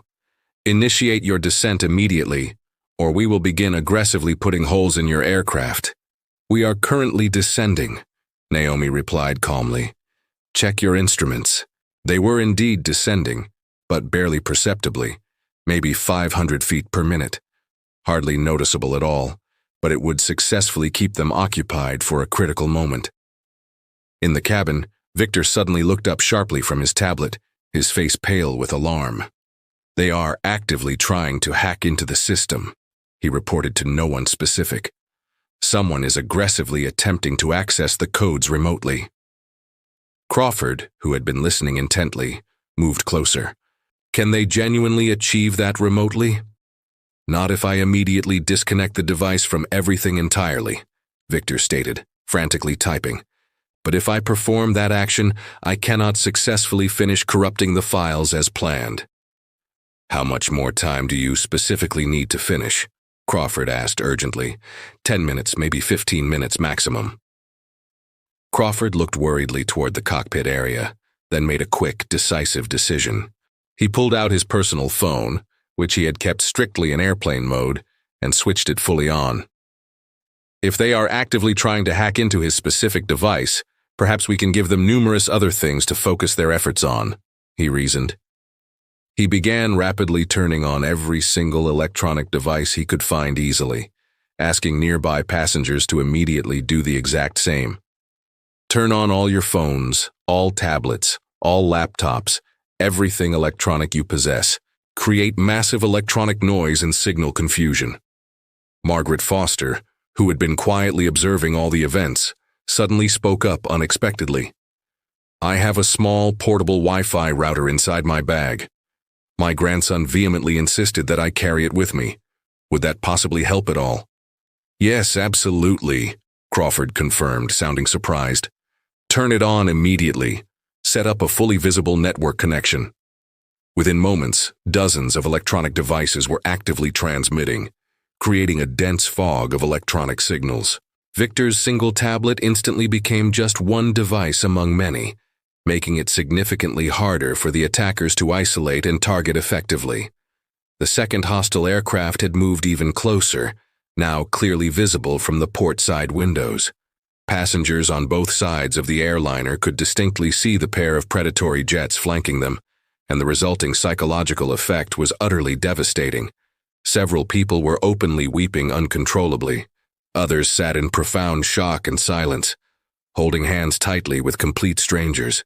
20 minutes until the promised help arrives," Peterson whispered urgently to Naomi, checking his instruments. 20 minutes in the context of aerial combat. That was considered a lifetime. Entire battles were frequently won and lost in significantly less time.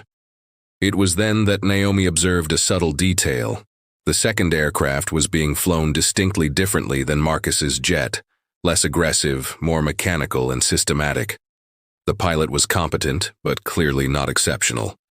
And there was something specific about the overly consistent way it maintained its position.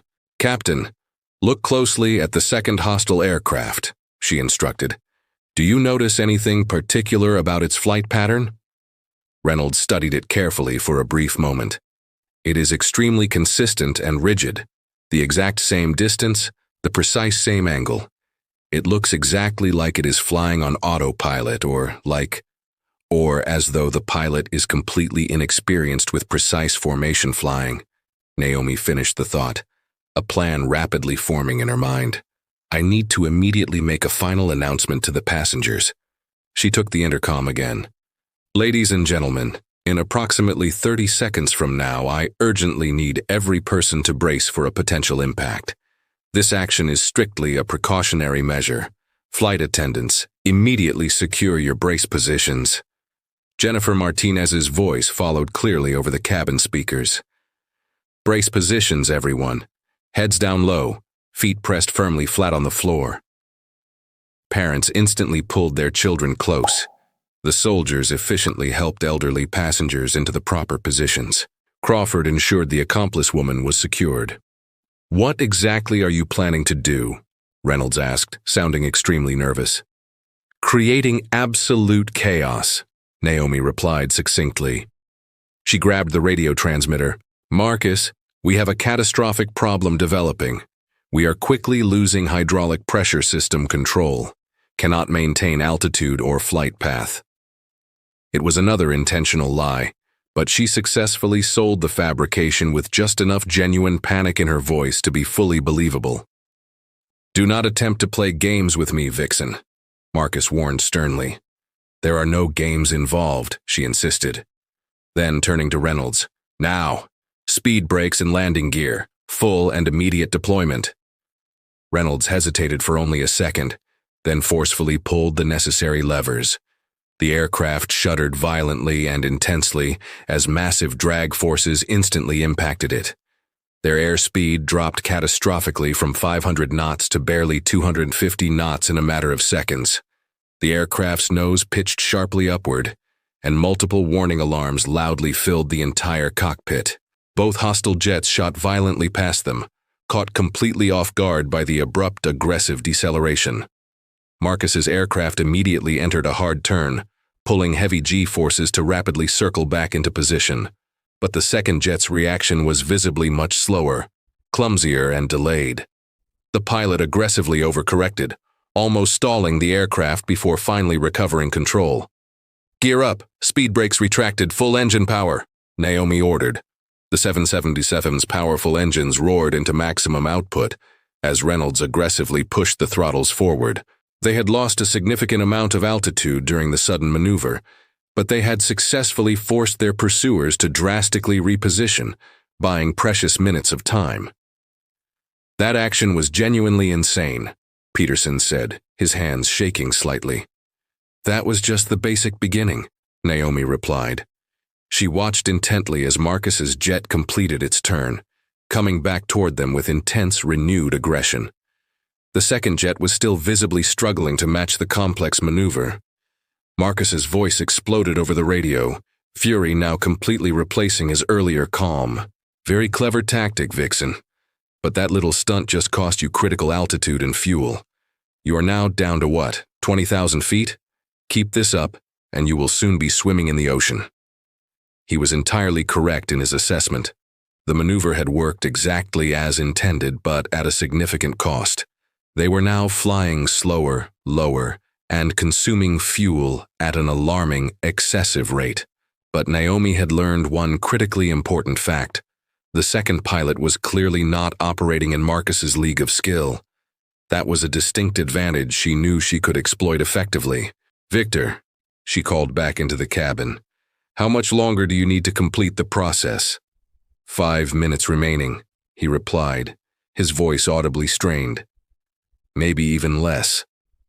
5 critical minutes. They were still 15 minutes away from the promised assistance. The calculations simply did not align favorably. The hostile aircraft had reformed their positions on their flanks, closer now than they had been before. Close enough that passengers could clearly distinguish specific details. The weapons pods visible under the wings, the dark-tinted canopies concealing the pilots within. Marcus waggled his wings quickly. A universally recognized fighter pilot's gesture that could mean either greeting or threat, depending on the circumstance. Here, it was clearly a definite threat. That's when Naomi noticed something else subtle.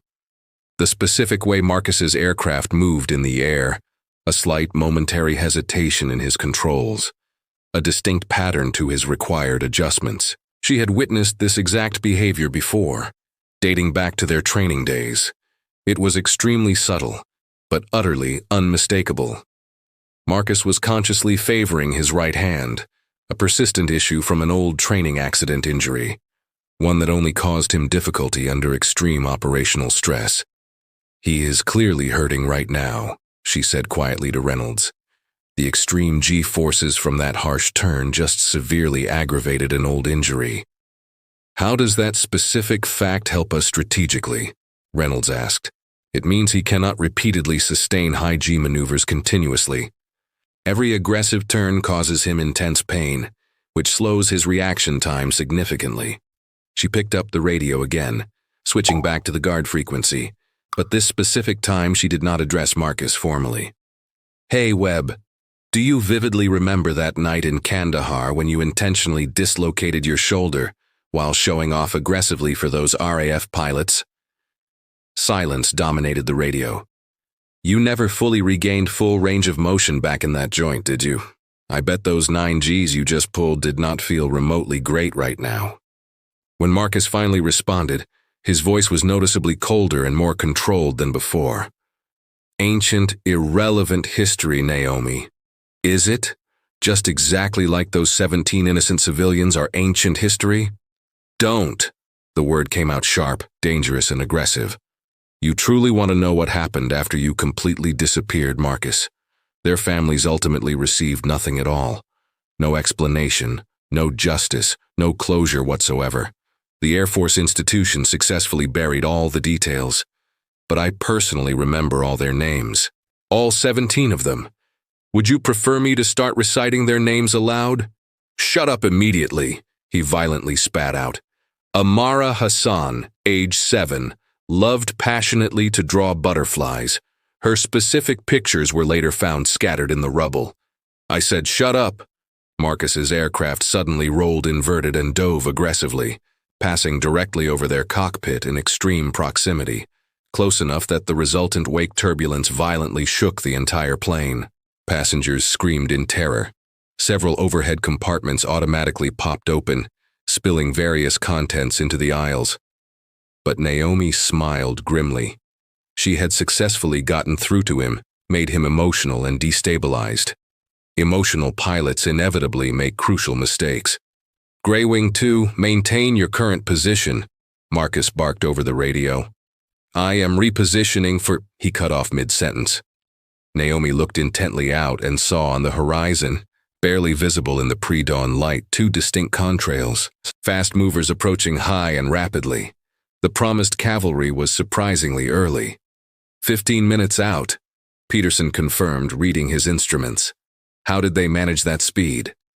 "They are flying supersonic," Naomi instantly realized. "Burning massive amounts of fuel to reach our position faster." Marcus saw them instantly as well. His aircraft suddenly became more aggressive, moving rapidly to position itself directly on their nose. 10 minutes, Vixen. You now have precisely 10 minutes to transfer those codes, or I make this situation very simple and final," he threatened. "You fire on us and those inbound jets will immediately splash you," Naomi warned. "Maybe so, but you will already be conclusively dead," he replied. His aircraft lined up directly in front of them, barely 500 meters ahead. From this specific position, he possessed the capability to fire straight into their cockpit. "I genuinely have nothing left to lose anymore, Naomi. You personally took that capacity from me 5 years ago. You took it entirely from yourself when you brutally murdered those civilians. I was following specific orders, illegal orders. We both understood that fact," he insisted. "And look where your self-righteousness led you. Discharged, disgraced, completely forgotten by the system. At least I am fully honest now about what I truly am." In the cabin, Victor suddenly and decisively closed his tablet. "It is finished," he announced. "The codes are fully corrupted. They will still visually look functional for about 30 seconds once access is attempted. Then they will immediately dissolve into worthless garbage data." Crawford successfully relayed this critical information to Naomi via Jennifer, who quickly rushed the message to the cockpit. "Good," Naomi acknowledged. She had one final tactical card left to play. "Captain, can you patch my audio through to the cabin speakers immediately? I urgently need everyone to fully hear this," she requested. Reynolds quickly flipped the necessary switch. You are live to the cabin, he confirmed. Marcus Webb, Naomi said, her voice carrying clearly through both the radio and the entire cabin speaker system. This is your former commanding officer speaking directly to you. I am giving you one final chance to immediately break off this attack. You were once a good man, a proficient pilot. That man still exists inside you somewhere, Marcus. That man tragically died in Afghanistan, Marcus retorted instantly. No, that man made a terrible, fatal mistake in Afghanistan. But mistakes, even grave ones, can still be redeemed. You can consciously choose right now to fly away from this. The authorities will eventually come for you regardless, but these innocent people will live. That is 17 lives you tragically cannot bring back, but 200 lives you can consciously choose to save. The cabin was completely silent. Everyone listened intently to this surreal negotiation taking place between former comrades. Do you truly still believe in that redemption garbage, Vixen? Marcus asked mockingly. And for the first time, there was an emotion other than anger in his voice. Perhaps pain, maybe uncertainty. I have to believe it, Marcus, Naomi replied. Otherwise, what was the entire point of all this? Long, silent seconds passed slowly. Marcus's aircraft held its steady position directly in front of them. The incoming military fighters were now clearly visible, perhaps 10 minutes out. The second hostile aircraft had visibly pulled back slightly, as if its pilot was seriously reconsidering the situation. That's when it happened suddenly. Through the static, barely audible, came a different voice clearly over the radio. Older, gravelly, with a distinct Texas drawl. Naomi recognized it immediately. Spectre, this is Longhorn. Stand down immediately, son. It is entirely over. Colonel Harrison. Her old CO was personally flying one of those inbound fighters. Colonel, Marcus's voice cracked slightly. Stand down, Major Webb. That is a direct, unequivocal order. I am not officially a major anymore, sir. You personally ensured that fact, Marcus replied. No, son. You personally ensured that when you deliberately pulled that trigger 5 years ago. But this situation does not need to conclude with more bloodshed. Break off immediately, land safely at Shannon, and face the full consequences of what you have done like the officer you once were. Naomi held her breath tightly. The entire aircraft seemed to hold its breath simultaneously. Marcus's jet held its position for endless seconds, the Predator making its final decision whether to strike or finally retreat. Then slowly, deliberately, it peeled away. Not aggressively, not dramatically, just a gentle bank to the left, steadily losing altitude as it flew.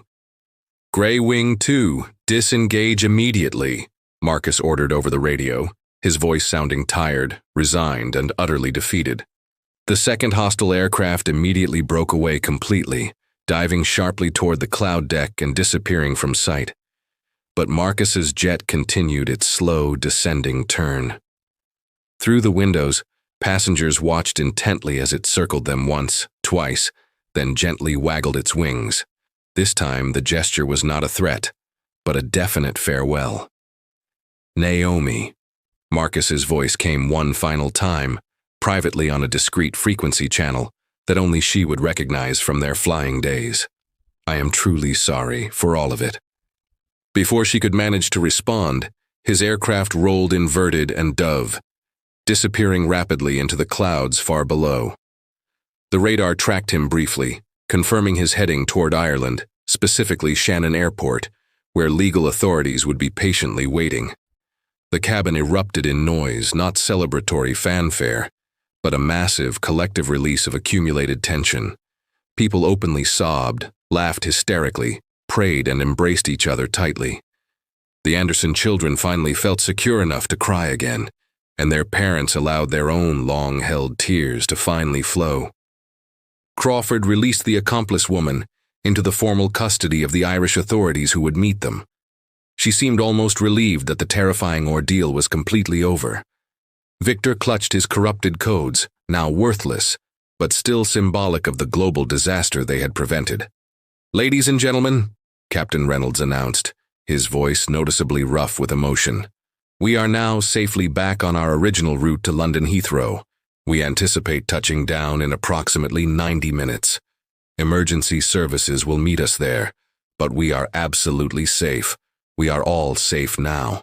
The two incoming military jets had now successfully formed up on their wings, acting as an honor guard for the remaining duration of their journey. Through the operational cockpit window, Naomi could clearly see the pilot of the nearest fighter. He executed a crisp salute, and she recognized the deeply weathered face of Colonel Harrison behind the oxygen mask. She returned the salute, even though she knew she no longer possessed the official right to do so.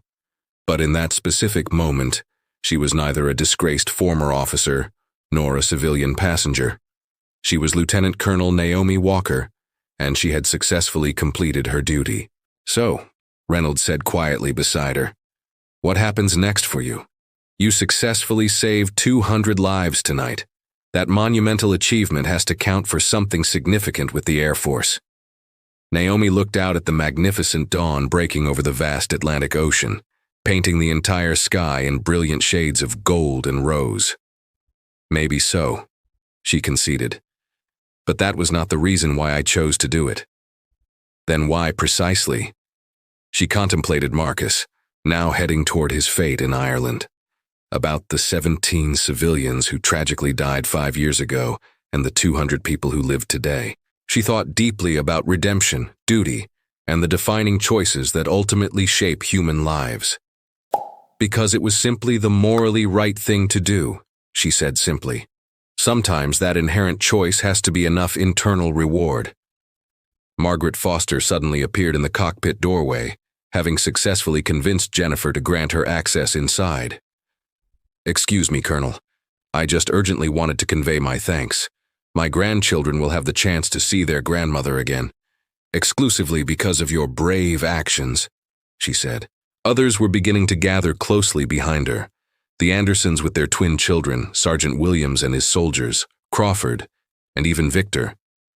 They all wished earnestly to thank her, to shake her hand, to somehow successfully express their deep gratitude for still being alive. Naomi graciously accepted their thanks, though she felt intensely uncomfortable with the attention. Heroes, she had learned many years ago, are simply ordinary individuals who instinctively do what is necessary when the moment matters most. She had failed once before 5 years ago, to stop Marcus effectively in time. Today, she had achieved success.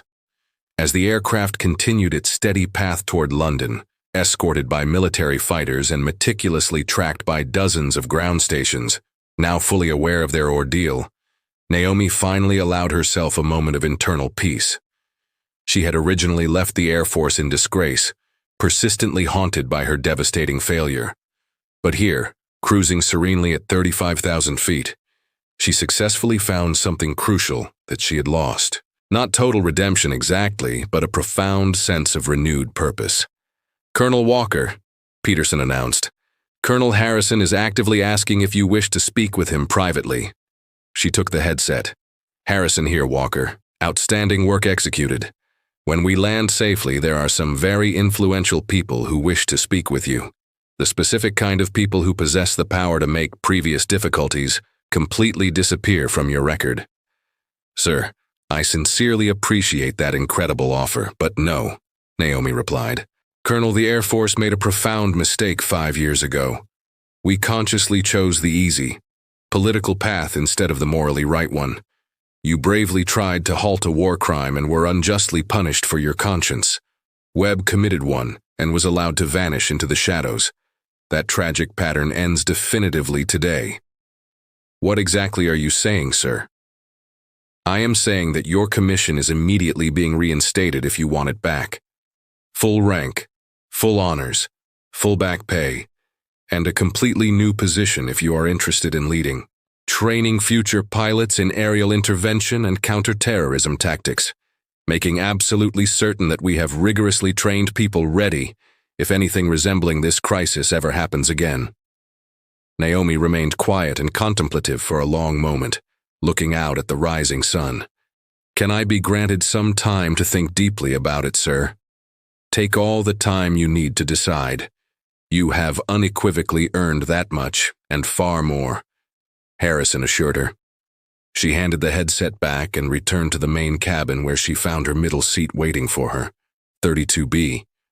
Positioned between Margaret Foster and David Brooks, who had barely spoken a single word the entire flight, but now looked at her with an expression bordering on awe. "Quite an exciting flight, wouldn't you say, dear?" Margaret commented as Naomi sat down. Despite the recent trauma, Naomi actually laughed lightly. "You could accurately say that, yes. My late husband would have truly liked you a lot," Margaret continued. "He always believed that the best pilots were always the ones who performed their job, not for personal recognition or glory, but simply because other people were counting heavily on them. Your husband sounds like he was a very wise, insightful man." "He certainly was," Margaret affirmed. "He also often said that sometimes the universe grants us a critical second chance to make things entirely right. Not everyone is afforded that specific opportunity in life." Naomi thought deeply about Marcus, likely landing at Shannon now to face justice. About her own future, suddenly full of possibilities again. About second chances and the lasting weight of choices. "No," she agreed solemnly. "Not everyone is that fortunate." The flight continued steadily toward London, the relentless rising sun painting the clouds below them into a vast shimmering sea of gold. In just a few hours, they would land and instantly become a significant media sensation. The hijacking that was narrowly averted, the ordinary passenger who successfully saved the entire day, the redemption of a once disgraced military officer. But for this moment, they were merely travelers, sharing a moment of intense, quiet gratitude for the beauty of the sunrise, for the steady, reliable thrum of the jet engines, for the simple, precious gift of being alive. And in seat 32B, Naomi Walker finally closed her eyes, not this time to hide from view, but to truly rest. Her duty was finally done, at least for the moment. The fighter escort jets maintained their perfect, precise formation as Flight 447 continued its journey toward London. But Naomi could not fully shake the profound feeling that something was still deeply wrong. Marcus had conceded defeat far too easily and quickly. She knew him intimately, knew his deep pride, his stubborn refusal to yield, his complete inability to accept failure. The Marcus Webb she had trained with would have numerous contingencies, backup plans, and multiple fail-safes activated. She was closely studying the radar display inside the cockpit when Peterson noticed the anomaly first. "Captain, we are now getting intermittent hits on the scope. Small, rapidly moving objects detected at our 8 o'clock position," he reported. Reynolds leaned over to investigate the display. "Birds at 30,000 feet? Peterson shook his head decisively. "Nothing biological can fly at this specific altitude." Naomi's blood ran immediately cold. "Drones," she realized instantly. Marcus deployed autonomous drones before he left the area.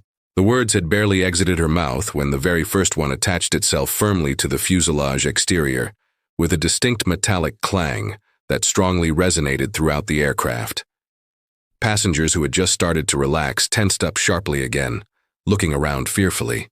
"What exactly was that noise?" Sarah Anderson asked, pulling her children even closer to her.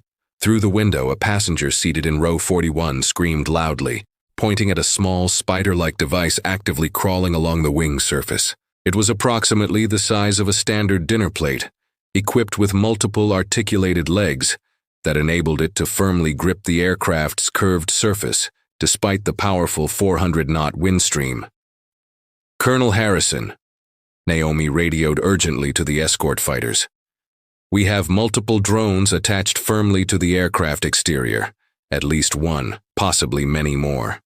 Copy that information. We can visually see them now. We count 3.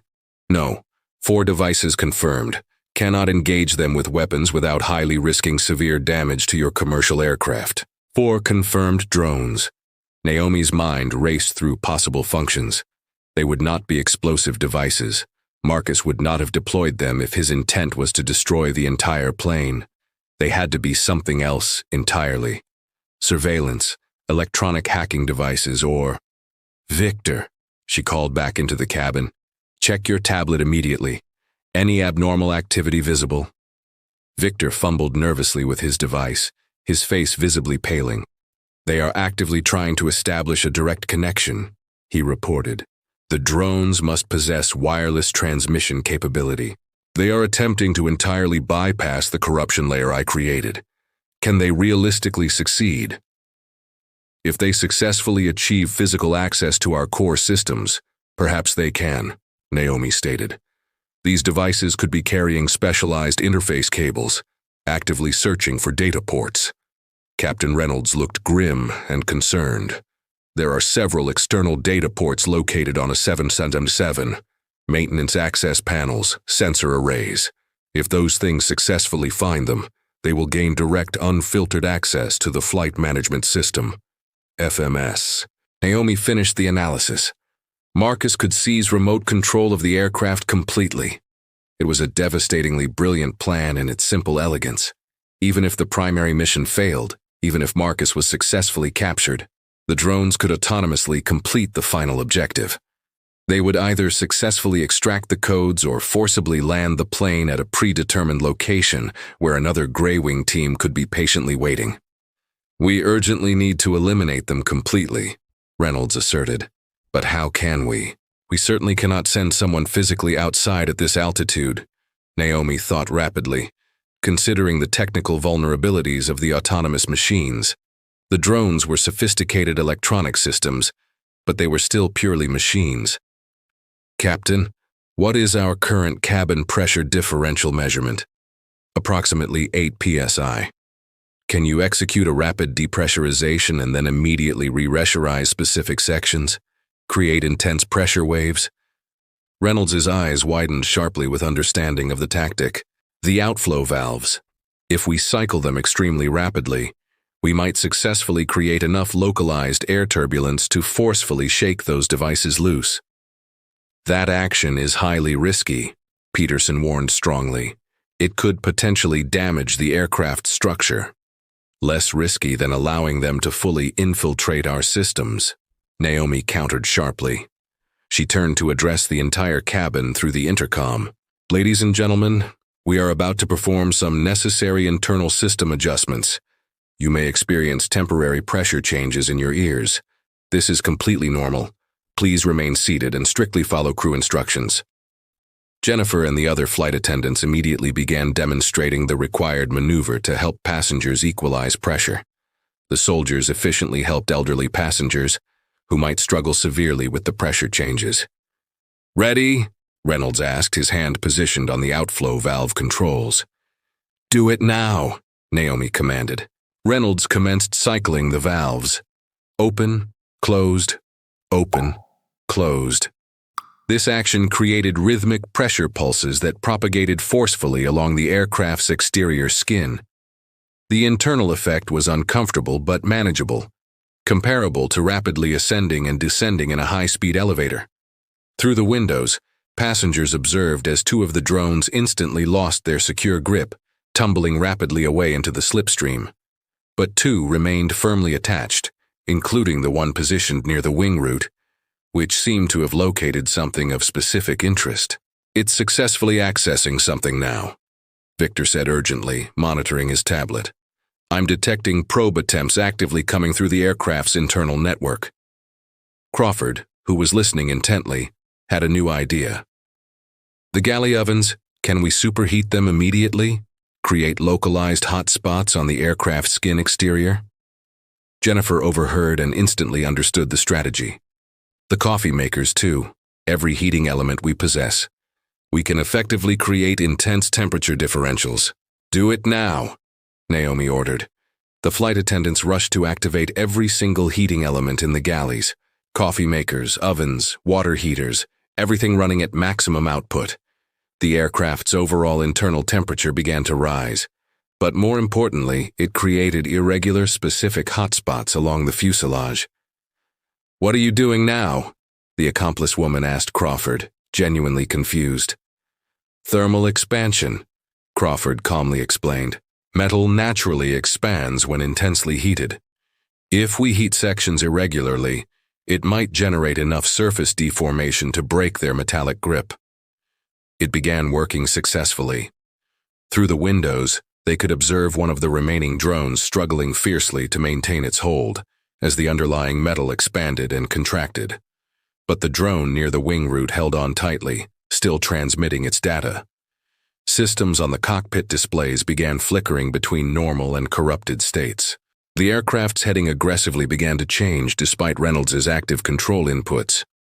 "It is actively overriding my manual controls," Reynolds said, fighting fiercely against the control yoke. "It is attempting to aggressively turn us to a new heading." Naomi looked at the navigation display. The drone was attempting to forcibly redirect them toward a small, remote airfield in Wales. Exactly the specific kind of remote place where another hostile team could be patiently waiting. "Colonel Harrison," she radioed urgently, "we urgently need you to perform something highly unorthodox. Can you intentionally create massive wake turbulence directly over our wing root area? Precision flying is required, but it might shake that last drone loose." There was a brief pause, then Harrison's voice responded. "That action is highly dangerous, Walker. At this velocity, wake turbulence could severely damage your commercial aircraft." "Less dangerous than permitting that thing to seize full control," Naomi countered sharply. "Trust me now, Colonel. Just exactly like the old times. You fly the machine, I will call the specific shots." "Roger that. Stand by for my action," Harrison confirmed. One of the F-15s peeled away from the escort formation, climbing rapidly above them. Naomi watched the fighter, calculating all the necessary angles and distances with the surgical precision that had once established her as one of the Air Force's absolute best. "Captain, when I give you the command, I need you to bank left by exactly 15 degrees. Not 14, not 16, but precisely 15. Reynolds nodded grimly, sweat beading on his forehead. The F-15 positioned itself above and ahead of the airliner, maybe 500 feet of separation, dangerously close for aircraft moving at these velocities. "Now!" Naomi commanded. Reynolds banked left sharply. At the very same moment, the F-15 descended aggressively and sharply, its powerful wake vortices, spiraling tubes of violently disturbed air, rolling directly over their wing. The resulting effect was immediate and intensely violent. The entire aircraft violently shuddered. Overhead compartments flew open again. The drone, caught inescapably in the powerful vortex, was ripped completely from its position and sent spinning into the void. "It is completely gone," Victor announced. "The connections have been severed entirely and all systems are returning to normal status." The cabin erupted in loud, sustained cheers. Even the normally composed Jennifer allowed herself a brief moment of palpable relief, leaning against the galley counter. "Outstanding flying, Harrison," Naomi radioed. "Likewise, Walker. You always did possess a unique talent for achieving the impossible." As the immediate crisis passed and all systems returned to normal operational status, Reynolds noticed a new, critical issue on his fuel display. "We have a significant problem now. All that maneuvering, the pressure cycling, running the engines at full power. We've burned significantly more fuel than we anticipated. We might not successfully reach Heathrow."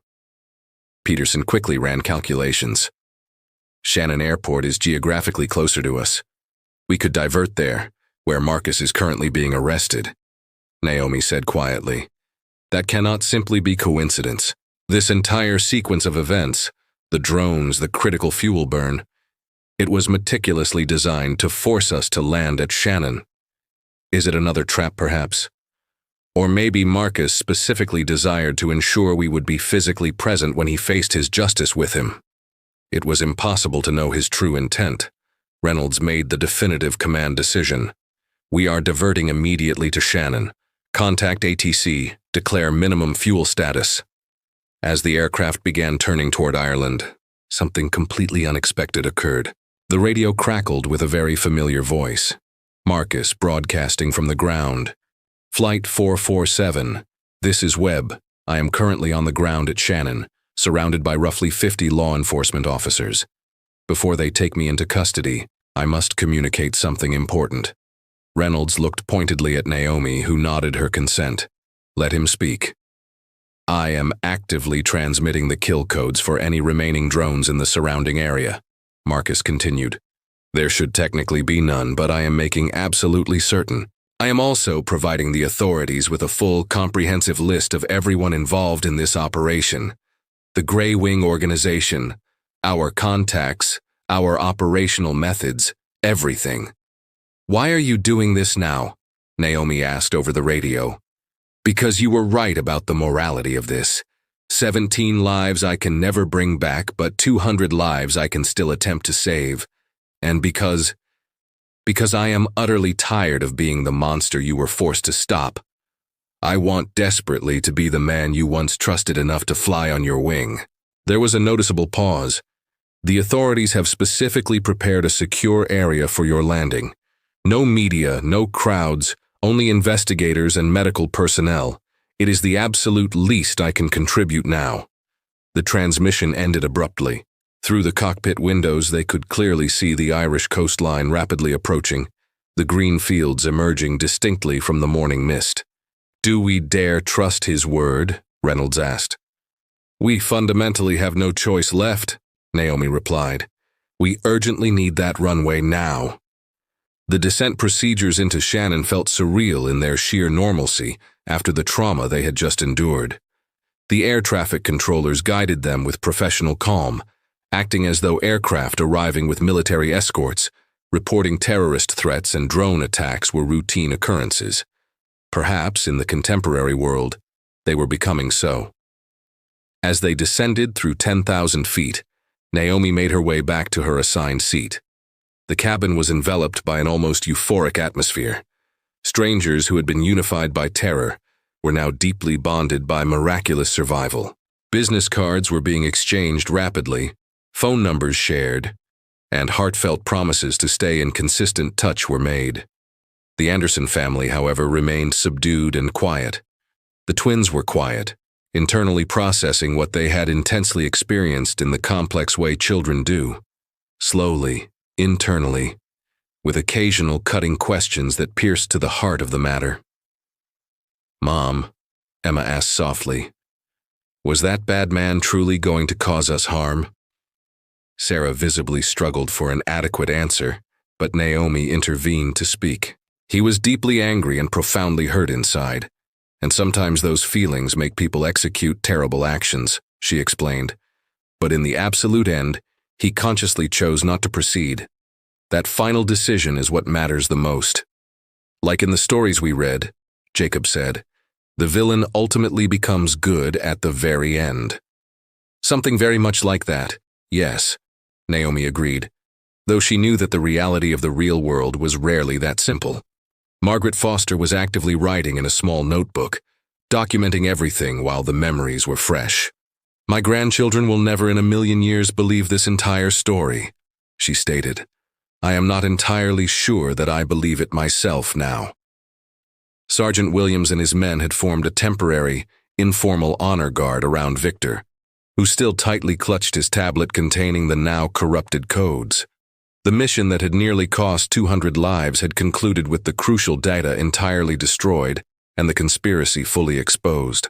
Crawford sat near the accomplice woman, who had been surprisingly open once she realized the operation had failed completely.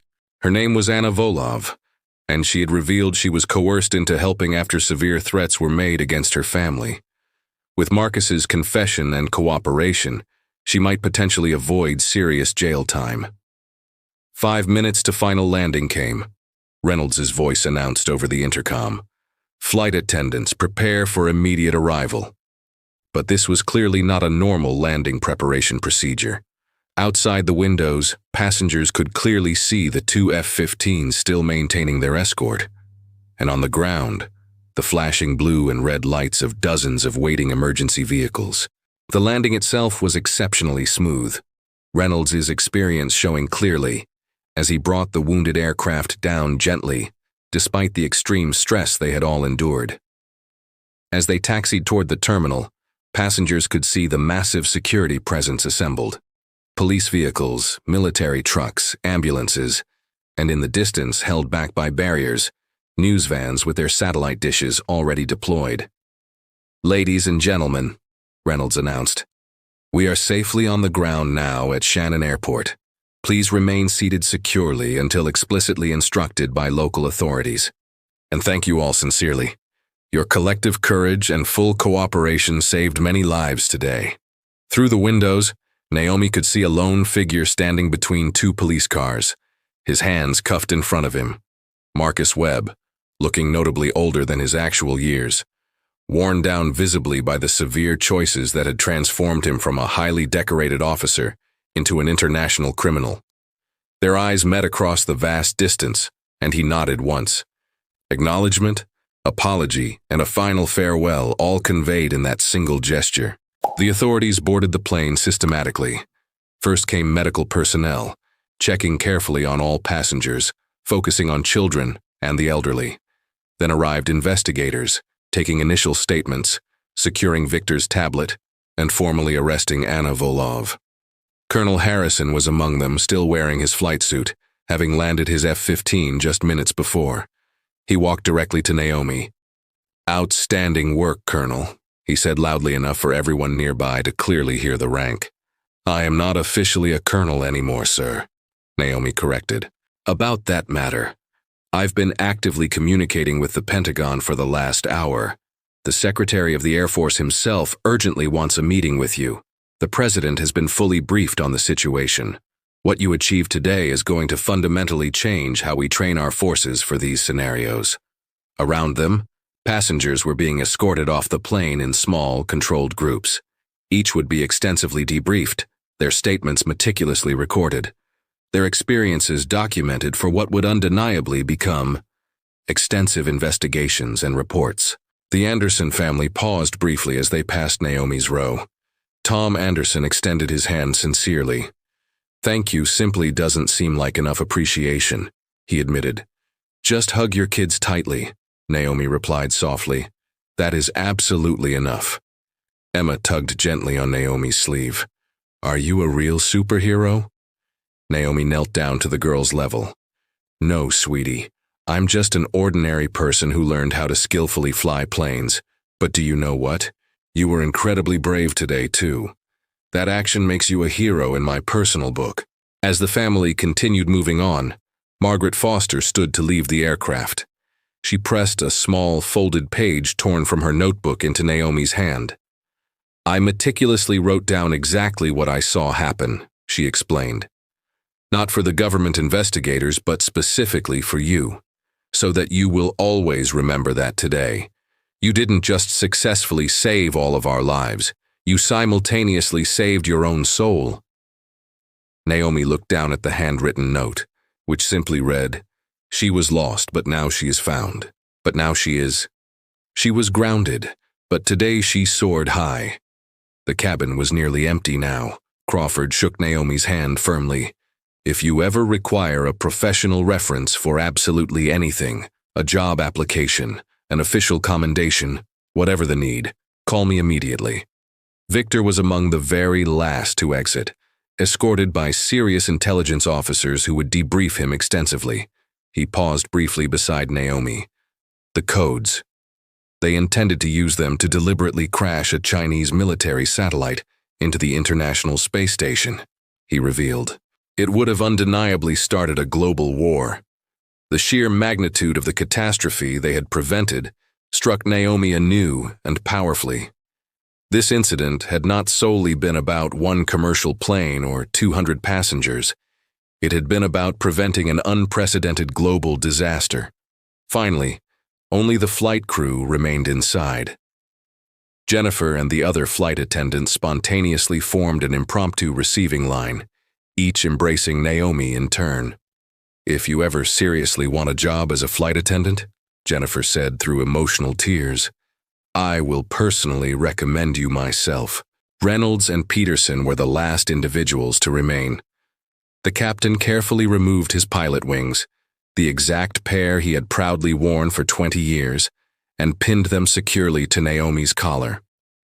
"These rightfully belong to someone who genuinely exemplifies what flying is truly about," he declared. "Duty, courage, and the unwavering commitment to bringing everyone home safely." "I truly cannot accept these," Naomi protested. "You absolutely can, and you absolutely will accept them," Reynolds insisted. In my 30 years of professional flying, I have never witnessed anything even remotely like what you achieved today.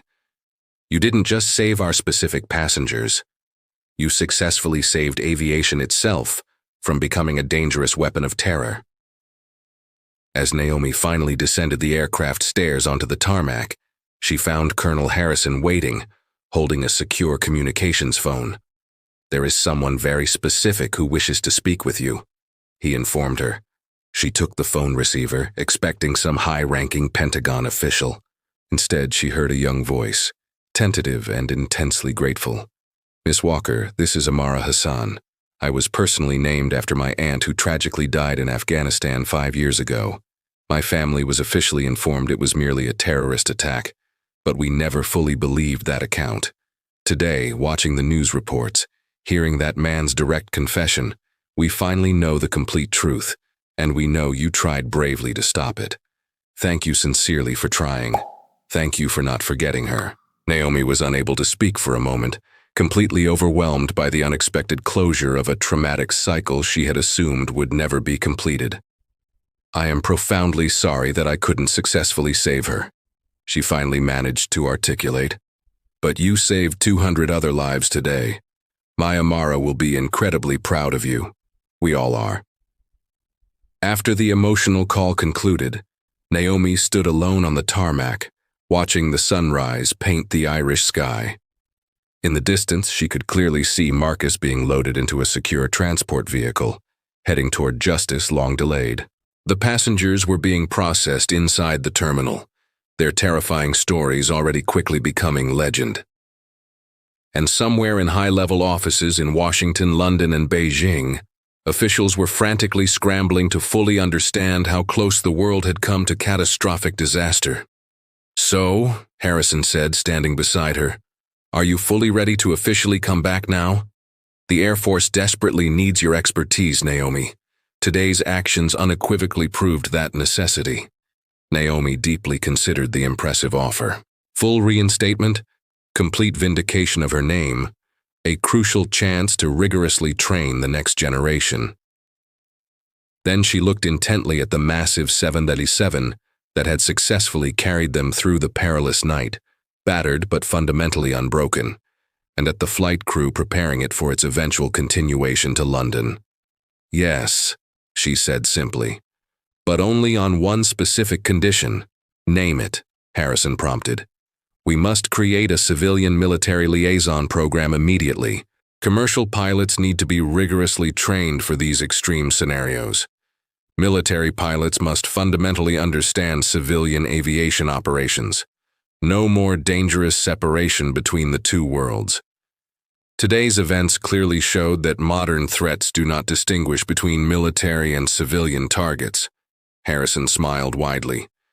We have already actively conceived of that idea. We are officially calling it the Walker Protocol. You will personally head its establishment. The Walker Protocol. Transforming from a disgraced former officer to the literal namesake on a new, crucial defensive doctrine. Life clearly possessed a strange, complex way of balancing the scales of justice. As the emergency vehicles began their process of dispersal and normal airport operations slowly and cautiously resumed at Shannon Airport, Naomi took one final lingering look at the commercial plane that had served as both their intense battlefield and their secure refuge. In just a few hours, it would be aggressively swarmed by engineers and forensic investigators.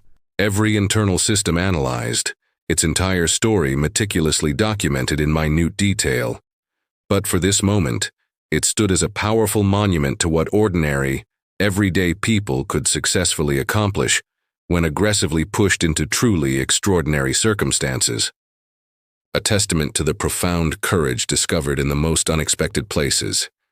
A grandmother equipped with a portable Wi-Fi router, an 8-year-old child using a music app, a retired police officer who steadfastly refused to stand idly by, soldiers without physical weapons who still maintained guard duty, and a single pilot who had lost absolutely everything, yet found profound redemption soaring through the sky. Ready to proceed now? Harrison asked. There is a secure transport waiting to take you directly to London, and then onward to Washington. One more thing I must do, Naomi stated. She walked over to the specific area where Marcus was being held, the accompanying guards tensing visibly as she approached him. Marcus looked up at her, his face a complex map of deep regret and profound resignation. "Have you come here to gloat about your victory?" he asked. "No," she replied. "I came specifically to inform you that I will testify at your upcoming trial. Not to argue against you directly, but for you. You consciously stood down and ceased the attack when it mattered most. That final choice has to count for something significant. It absolutely does not erase the terrible things I intentionally did," he admitted. "No, it doesn't," Naomi agreed. "But maybe it truly represents a start." She turned to walk away, then paused and turned back. "That specific maneuver you executed, the inverted close pass, you completely telegraphed your intentions. You are clearly still favoring that specific shoulder, aren't you?" Despite the severe circumstances, Marcus actually managed a genuine smile. "And you clearly still see absolutely everything, don't you? Some fundamental things truly never change." "Some things fundamentally do change," Naomi countered. "We stand here as undeniable proof of that." As she walked back toward Harrison and the waiting transport, Naomi felt a profound sensation she hadn't experienced in 5 long years. Peace, not entirely complete, not perfectly flawless, but undeniably real. The ghosts of the 17 civilians would forever remain vividly with her, but now they were joined by the vital, living presence of 200 other individuals who would successfully go home to their families. Because when the crisis truly mattered most, everyone involved had consciously chosen life over death, active courage over paralyzing fear, and ultimately the possibility of redemption over relentless revenge.